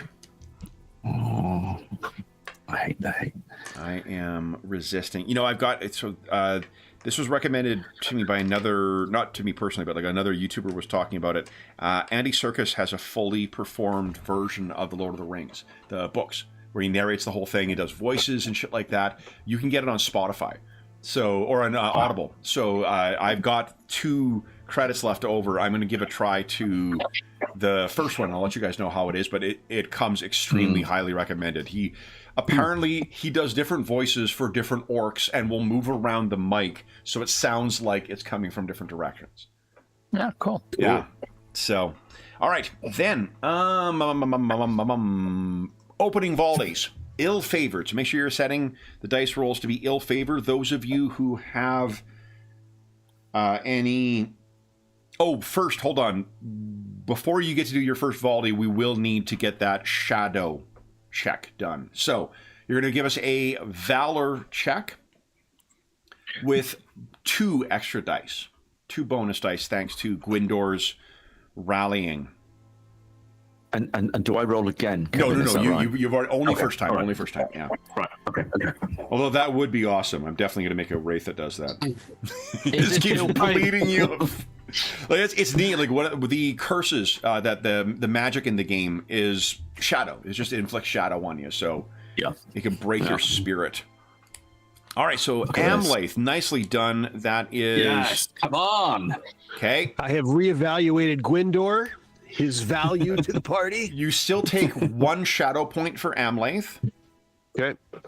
2 shadow points for Vig, Ow. 0 for Oswald. Oswald stands true. Wow. Wow. And Lothiriel?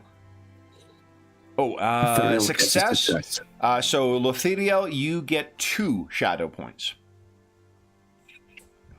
Okay. And shadow points are like fatigue and load. When your hope dips down to be either at or below the amount of shadow you have, bad things happen. Despair sets in. Miserable, aren't you? Or something? Yeah, miserable. That's what it is. Yeah. So this thing, and it's worth, because undead are just dime a dozen, not only in all of my campaigns, but also in other things, in other RPGs. It's easy to forget how, just how impactful they are in Lord of the Rings. These are fell spirits that are otherwise would be. They are drawn to wakefulness by the presence of other evil and wrong things. This is anathema. I think Gwyndor and Lothiriel, you would have some idea of, and some regular interaction with the other world, of course, being elves, but the wrongness of this is always, while ghost stories would likely, be a signature part of any kind of like spooky evening with any of the free folk of Middle Earth, this may be the first time you've seen a dark spirit. Vig and Oswald, Amlath, you may have come across such a thing before. The fact that you did a great success suggests that maybe that's the case. Oswald, what do you account for your just... Is this just like, homespun kind of wisdom? This is rubbish. The elf said this is rubbish and we'll defeat it. It can't be that dangerous. So just count it. Come on then, Spooky. It's probably got treasure in those robes. All right, so then if everyone who has a ranged weapon would like to give us an ill-favored ranged attack. Oh, we can all do that, can't we? Everyone can, yep. That's right, yeah, okay. I mean, including the Wraith, but... Did you say the parry value? The parry value is 0. Okay. But it is ill-favored, though. The roll. Yep. Okay. Probably a miss. Failure. Success, Lothiriel. Wow. Well done, Lothiriel. Okay.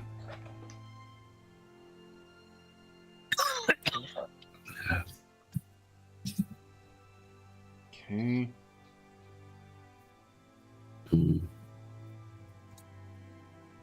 Okay. So everyone else's aim fails them, but Lothiriel, what do we see as you draw your great bow up? I think she's taking Gwyndor's words too hard, and just as when crafting, she just sort of becomes very still and focused, and sort of just a very long sort of drawn out, and then releases very steady aim. Excellent. All right. So then, if everyone, for round one, if everyone could place themselves in their stance and tell us who is engaging with the fell spirit.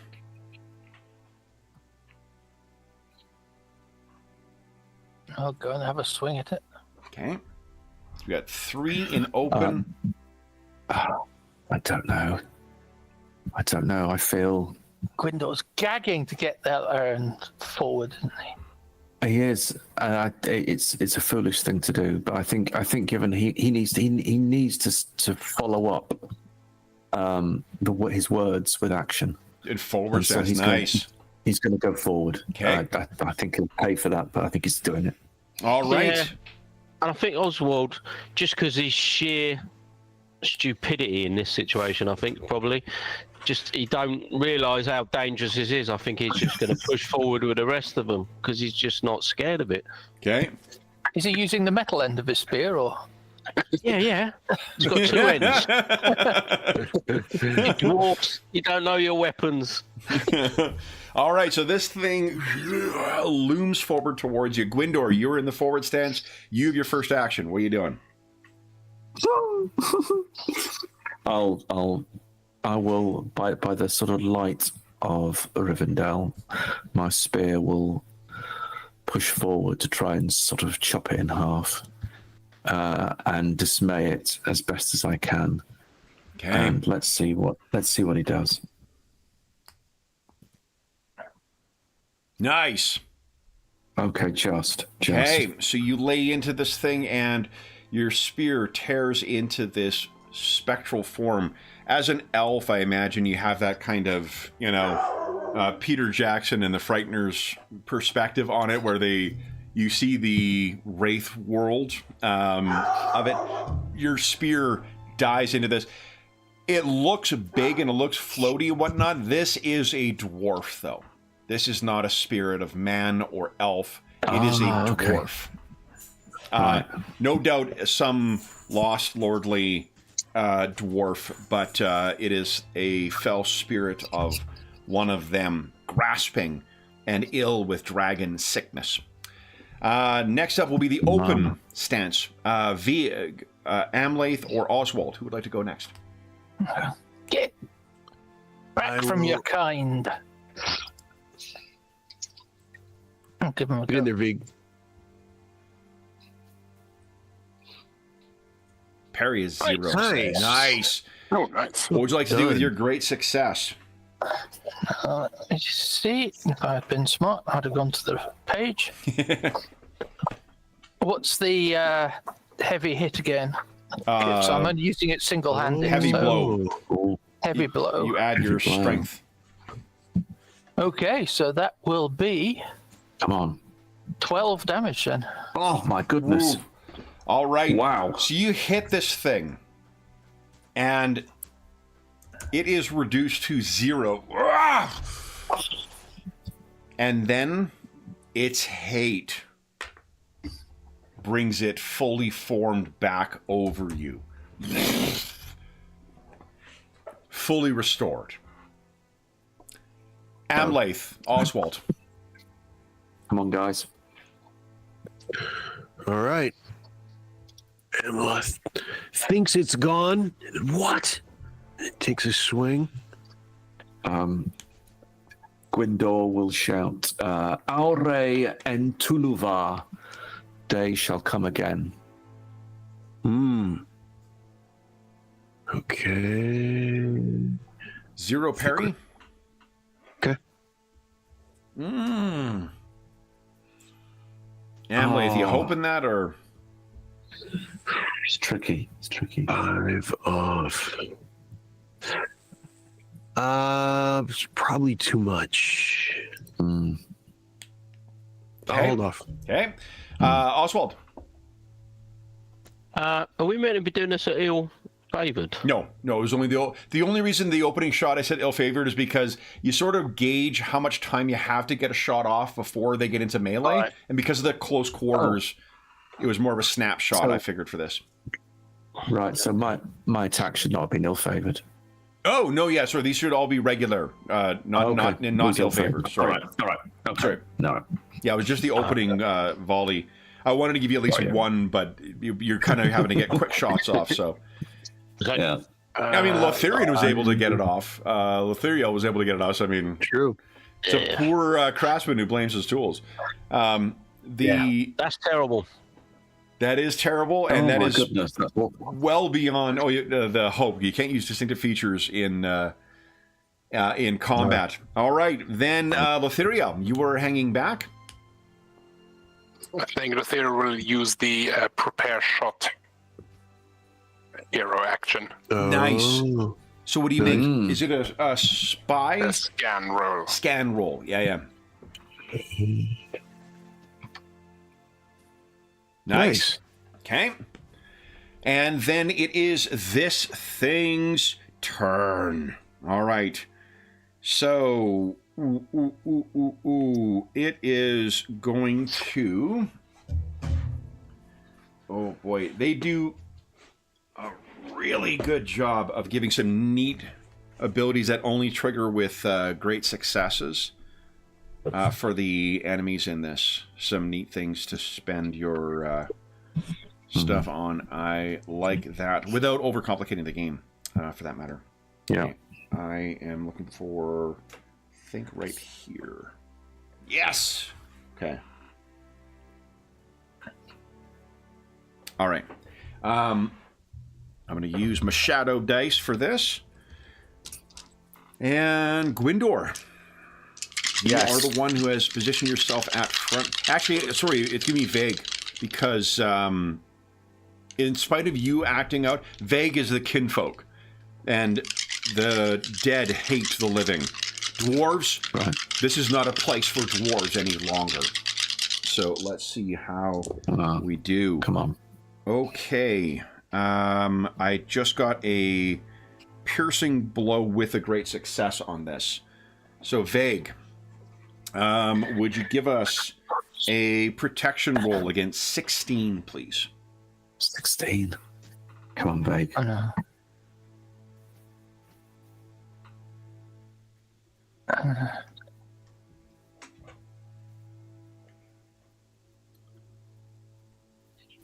Nice. Excellent. Wow. Your dwarf crafted armor protects you, and you take 3 what do you call it? 3 fatigue and Fatigue. no, not fatigue. I'm sorry, endurance. Endurance. 3 endurance, and this thing has attached itself to you and is draining you. Now, this counts as I need you to resist another piercing blow. This is a 12 now that you're going against for the piercing blow. And we get to learn about poison. On page 134. Excellent. Okay, so you resist the piercing blow. And the poison. Here we go.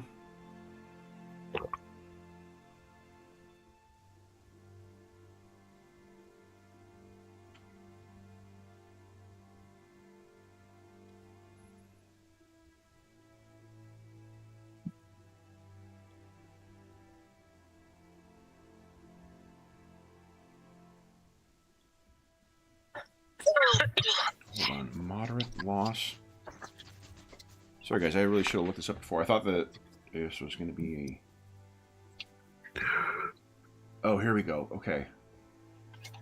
Right. I roll on the endurance loss levels. This is favored, so... Fuck me. You lose 10 endurance. Okay, that's me weary. As this thing is trying to draw the living essence of the dwarf into it. That did cost me 8. All right, that is the end of round 1, guys. Round 2. Anyone wish to change their stance?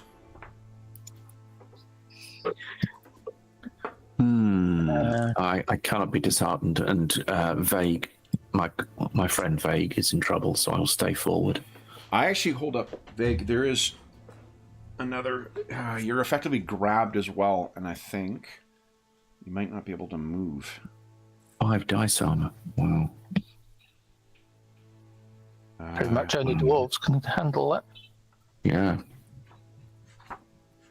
Here we go. I Adversary. assumed it was just your obdurate spirit that was keeping it off. The victim, so Vague, you are in the forward stance right now, as this thing has dragged you into its grasp. And you can, as long as it is undefeated, you can only make brawling attacks, and you need to spend a great success icon to free yourself. So, Vague is in the forward stance. Gwindor is in forward. Everyone else staying where they are? Okay. Then either Vague or Gwindor is up first. Do you want to go, Vague? Well, I don't know how to roll brawling. That is a good question. I think brawling I is don't just... know. Let's see here.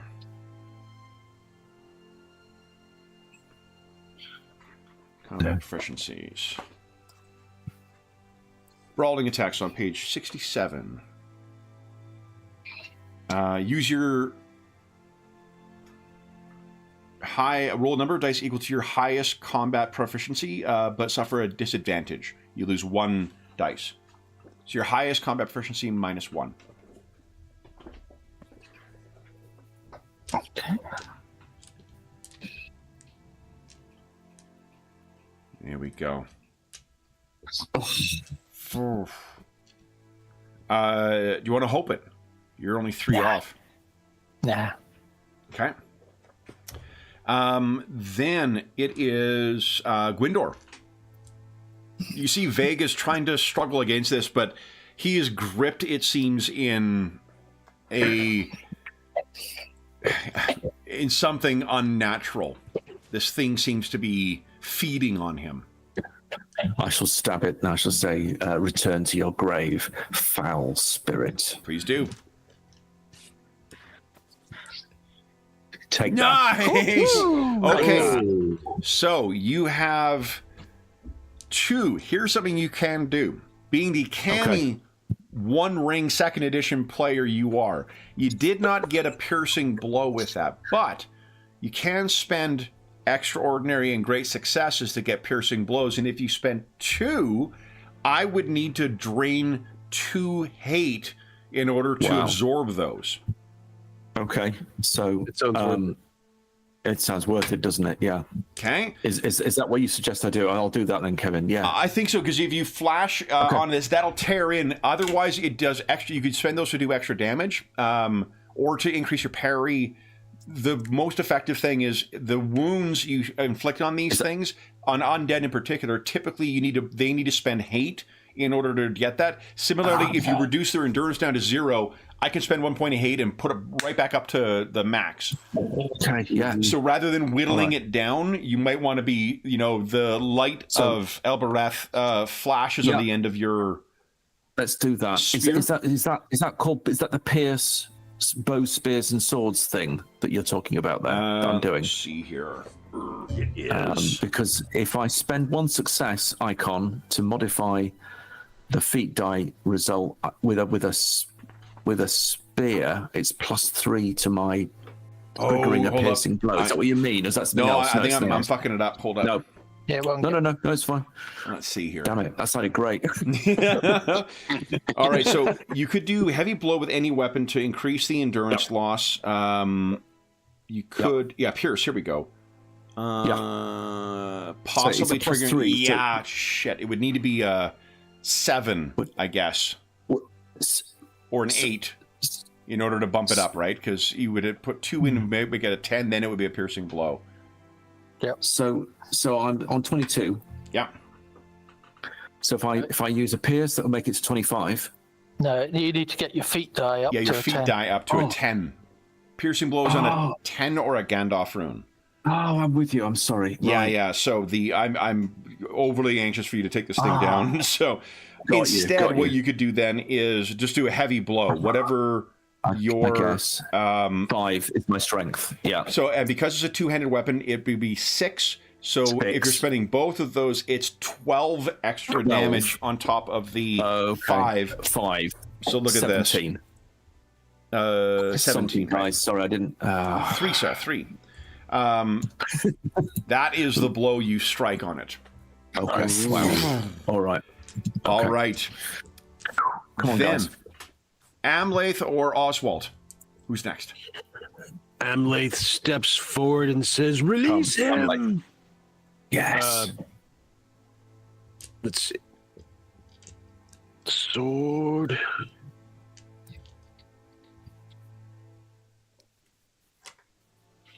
We'll try some hope.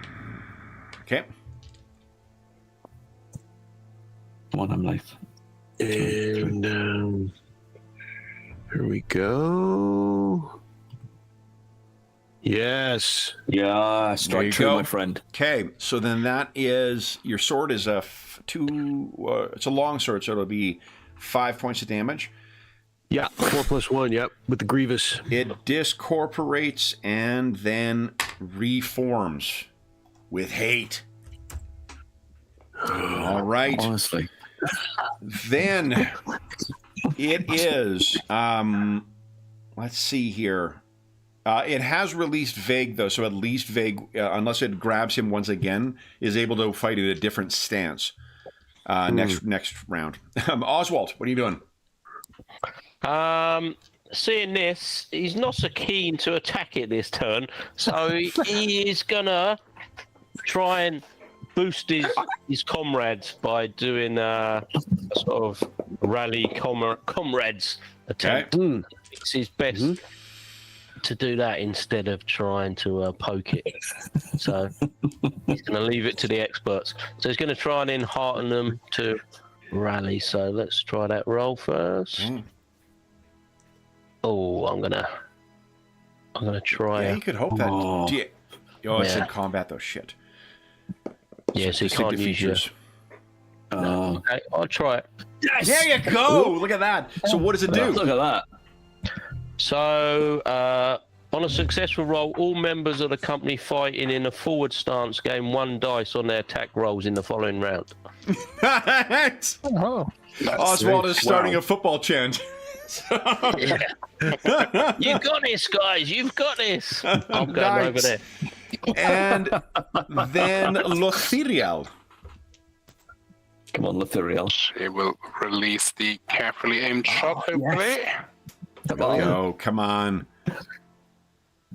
Nice. Oh, nice. Yes. Okay. Now, you could, in theory, spend hope to try and fish for a great success, which could bump the damage up on that. Sounds excellent. Okay. 26. Yep, means you're looking for a 6. Okay. Wow. But that is still 4 points of damage. Okay, here we go. Then it is this fell spirit's turn once again. Wow. It just won't go down. Ooh.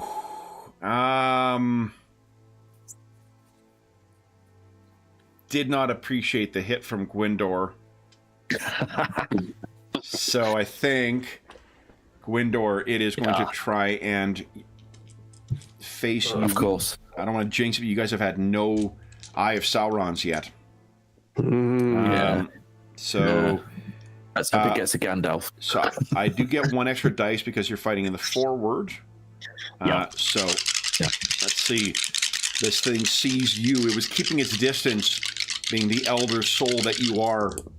God fucking damn it. I got another piercing blow. Oh my goodness. No other things, but so no extra damage. So give us a protection roll, please, Gwyndor. Sure. Against what injury rating? Oh, sorry. Injury rating on this one was a 16. 1-6. Yowza. Okay. And I get no bonus dice on this, that's right. No bonus dice, no. Okay. Yeah. Oh, it's 1 off, though. You want to hope that? Can I? Am I allowed to? I think so. It says the spending a hope is on any rolls. It doesn't actually say skill checks or whatever. Just my hope is really low and my shadow is growing.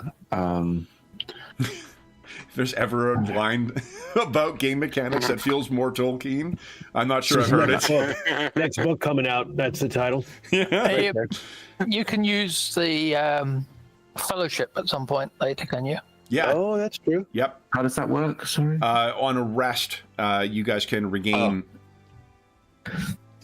Okay. I'll spend that hope. I'll Yeah, spend you that don't want- hope. No, I don't want You to don't get. want a wound. Yeah. I can see what Shit. it does. I just thought of something too, Oswald, because you roll. What did you roll for to enhearten everyone? Was it enhearten? Yeah. Oh, okay. No, because it's awe, persuade, and what was the other one that you can spend a point of fellowship with Saruman? Riddle. And riddle. Shit. Okay. All right. So there you go, Gwyndor. That is, it does not wound you. You take 3 fatigue. Sure. But I Okay, did got not it. get a great success, so I'm not able to That's poison endurance, right? you. Endurance, yeah. Did I say fatigue again? Yep. I did. Yep. No, no worries. Okay. Yep. Got I'm it. warming up Got it. apparently to run, what do you call it? Legend of the Five Rings Okay. 5th edition, once again. It uses a similar mechanic. Okay, so then that is it for him. We're on around 3, guys. Wow. Can you send this thing back? Everyone pick your stance. Vague, you are no longer being grappled by this thing, so you are free to fight. I will toss my shield and helmet Mm. and take a swing at him. Well, hold on. You got to pick your stance first. I'm forward Okay. because I want to use that extra dice from Okay. Oswald. Nice. Anyone else changing? Ooh, Amleth's going forward stance. Make sure you make your adjustment on your character sheet. And we're starting up front. Vague, since you were the closest up there, having shed your helm and your shield. Let's go two-handed, boys. Okay. Right. So 1 extra dice. It's 2 extra dice. Is it with the? But the forward, it'll automatically take care of it if you've got it on the So character it's sheet. 2 bonus dice. Yeah, and we've got the extra one for Parry the 0. and Come half. on. Hold on, wait, Oh, guys, lucky. just one sec. James, you're not putting 2 extra dice in, right? Because if you've got it set to forward stance, it'll already add that. It adds 1 in the dialogue box when you decide need to switch it to 2. Oh, does it? Okay, forgive me. Okay. Yep. Yeah, it doesn't pick up the enhancement. Okay. Let's go. Come on. Great success. Nice. Nice. Wow. You could. Now, what does that mean? That it's- I can make that a piercing blow. You can.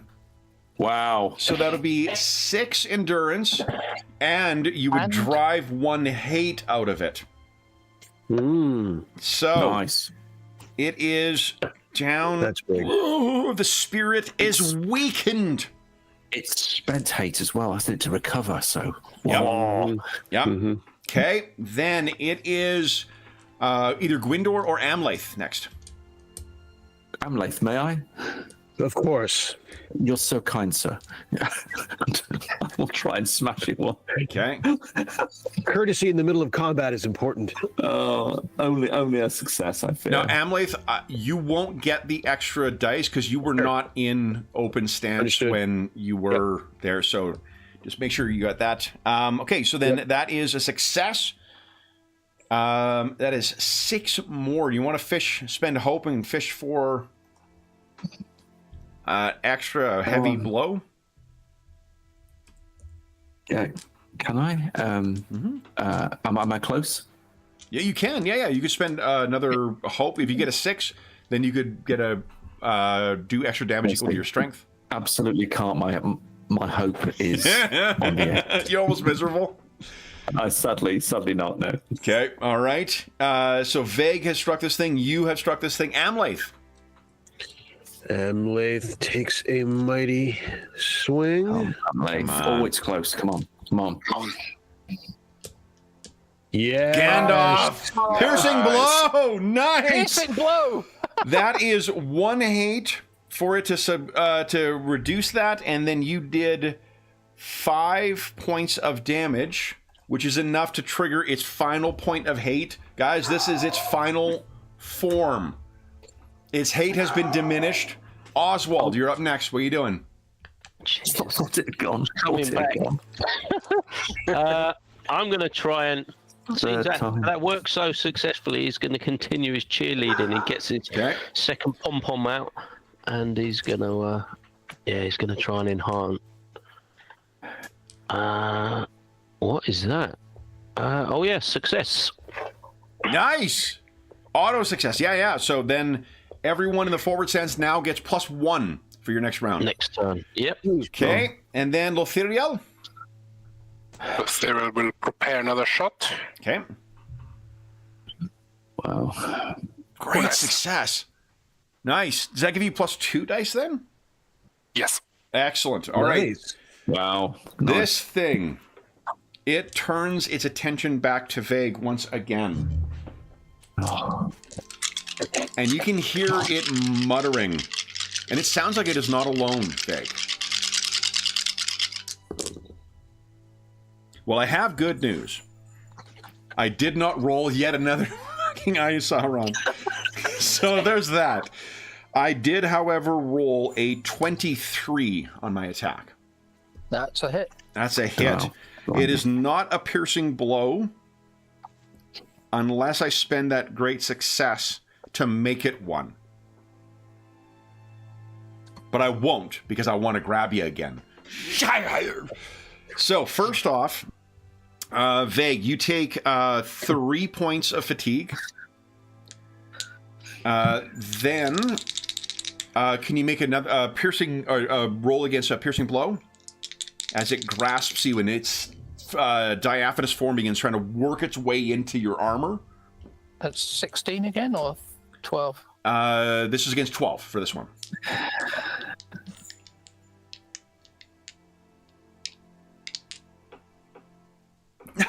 Nice. Excellent. All right. Then you take 4 more endurance from the wisps of poison that are as it's drawing your lifeblood from you. That is it for it. Let's see. Hopefully, final round of combat. Vig, it has to be in the forward stance, but he's getting that bonus from Oswald. He can only brawl to try and get himself free. Anyone changing stance? I'm staying forward. Okay. I think I will rush forward if we think we've got the upper hand. Okay. Yeah, no, Oswald's really playing the... Hold on, I might be Team Wraith here. 1 sec. We got this now. I'm for you guys. Yeah. He's a bloody kill stealer. Oh, Oswald, I'd forgotten all about you. Sorry.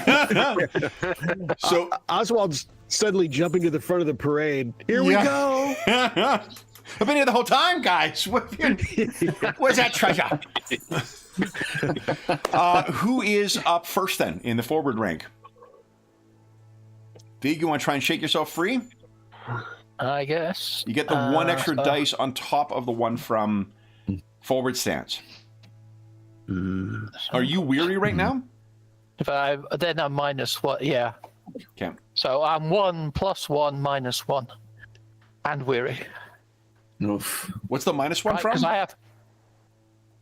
I'm 1 from forward stance, 1 from Oswald, Yeah. and -1 because of the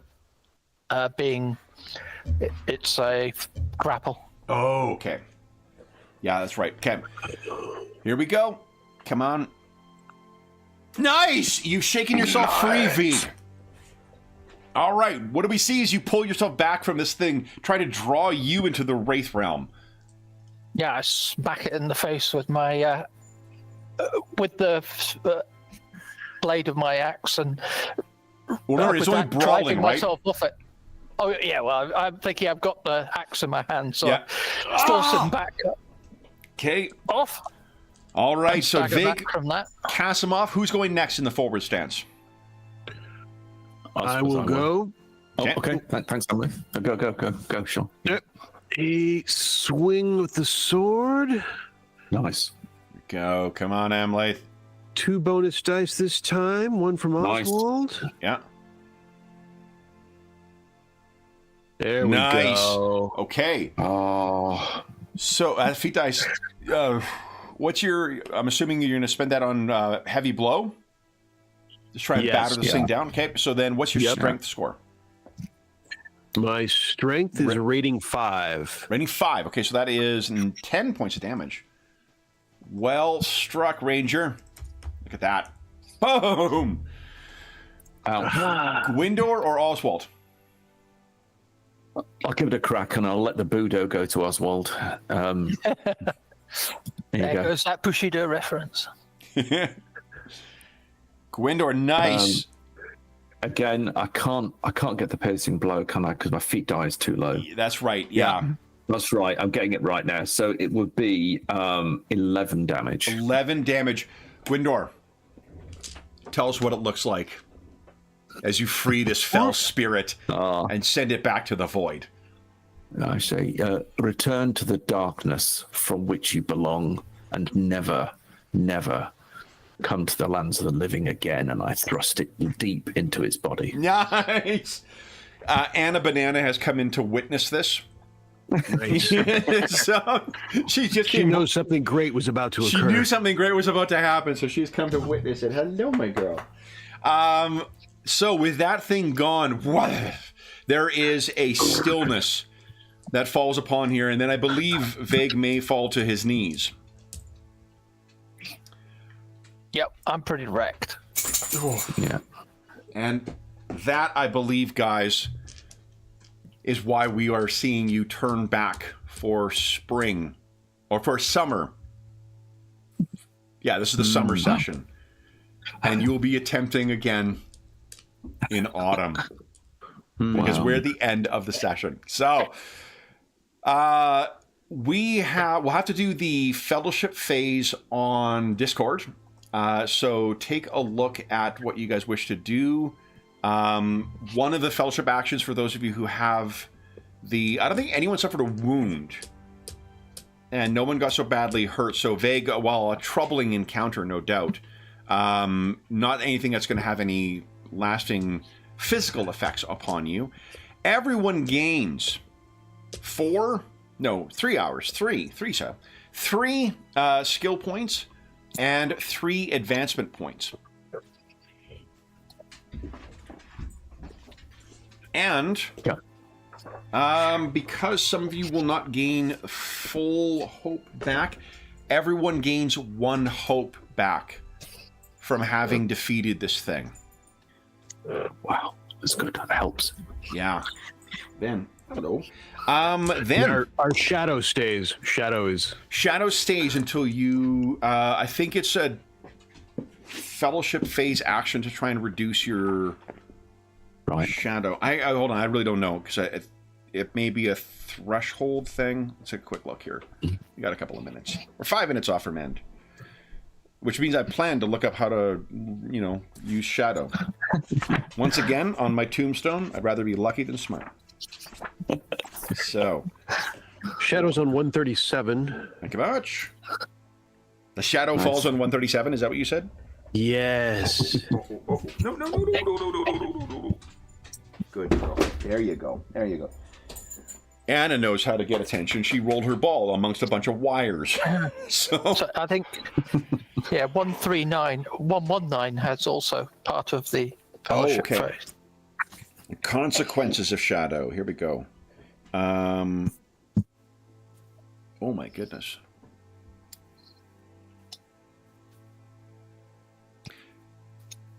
Here we go. Yeah. So in game terms, players whose accumulated shadow does not yet match their maximum hope score may choose to remove all their current shadow, replacing it with a single shadow scar. And let's see here, 119. Does that say anything about reducing? Yeah. Spiritual recovery. Ooh, you'll automatically recover hope points. If the company's actions can be considered to have at least marginally interfered with the return of the shadow, each player removes 1 shadow point. I think that sounds good, guys. So everyone can remove 1 shadow point.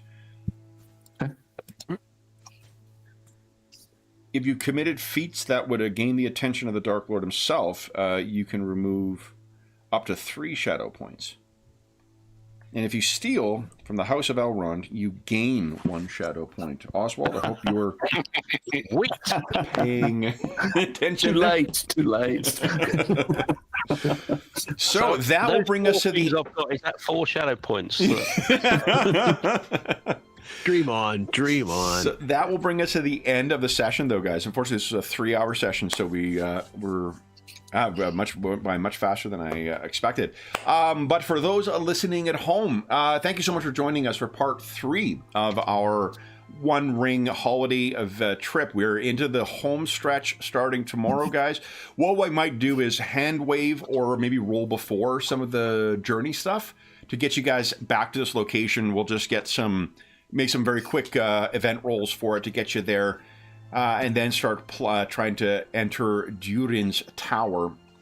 But as is for those listening at home, as is always the case, if you have any comments, questions, or concerns regarding the session, the game, or the mini campaign we're playing, please don't hesitate to leave a comment in the comment section down below. If you're curious, I use an event table. What I was doing for the events was rolling 1 out of the core rulebook and using 1 for encounters out of here. That's where we got the weird, markings that you dealt with, Amlath, and the spirit as well. There is also a link down below in the description of the video to the Dungeon Musings Discord server, where all of us are active, and we have channels there dedicated to assorted games, to most of the campaigns and games we run on the channel, GM discussion, virtual tabletop chat, convention chat. There's a terrific group of people over there, and you are more than welcome to join us. Helpful, knowledgeable, and friendly. There is also a link down below to our friends at Noble Knight Games. Noble Knight Games is the preeminent unionized retailer of hard-to-find and out-of-print RPGs in North America. Not only do they have an incredible selection of new role-playing games, board games, and card games, including One Ring 2nd Edition, they also have an unmatched selection of hard-to-find and out-of-print RPGs, including One Ring 1st Edition. If they do not have something in stock in their extensive catalog, you can put it on a want list and they'll send you an email when it comes in. And if you make a purchase of $10 or more through their website, be sure to enter the code MuserFrost, all caps, all one word, and you'll save yourself 10% in your purchase. That will change as of January 15, 2025. So if you're listening to this after that time, come back to one of our more recent videos and or contemporaneous to you watching this, and you'll see what the current discount code is there. The last thing I will say is a huge thank you to our stalwart fellowship. So, Darren, James, Sean, Graham, and David, thank you so much for making the peak of Ziraxagal a little safer by sending one dwarven lord back to his eternal rest. And for those listening at home, we'll be back tomorrow for part 4 of this campaign. Until then, we hope that we gave you a few hours to take your mind off the troubles of our world and think about the troubles that our heroes have encountered on the slopes of Ziraxagal as they're trying to return to Moria. And until we see you again, stay safe, stay healthy, and happy gaming.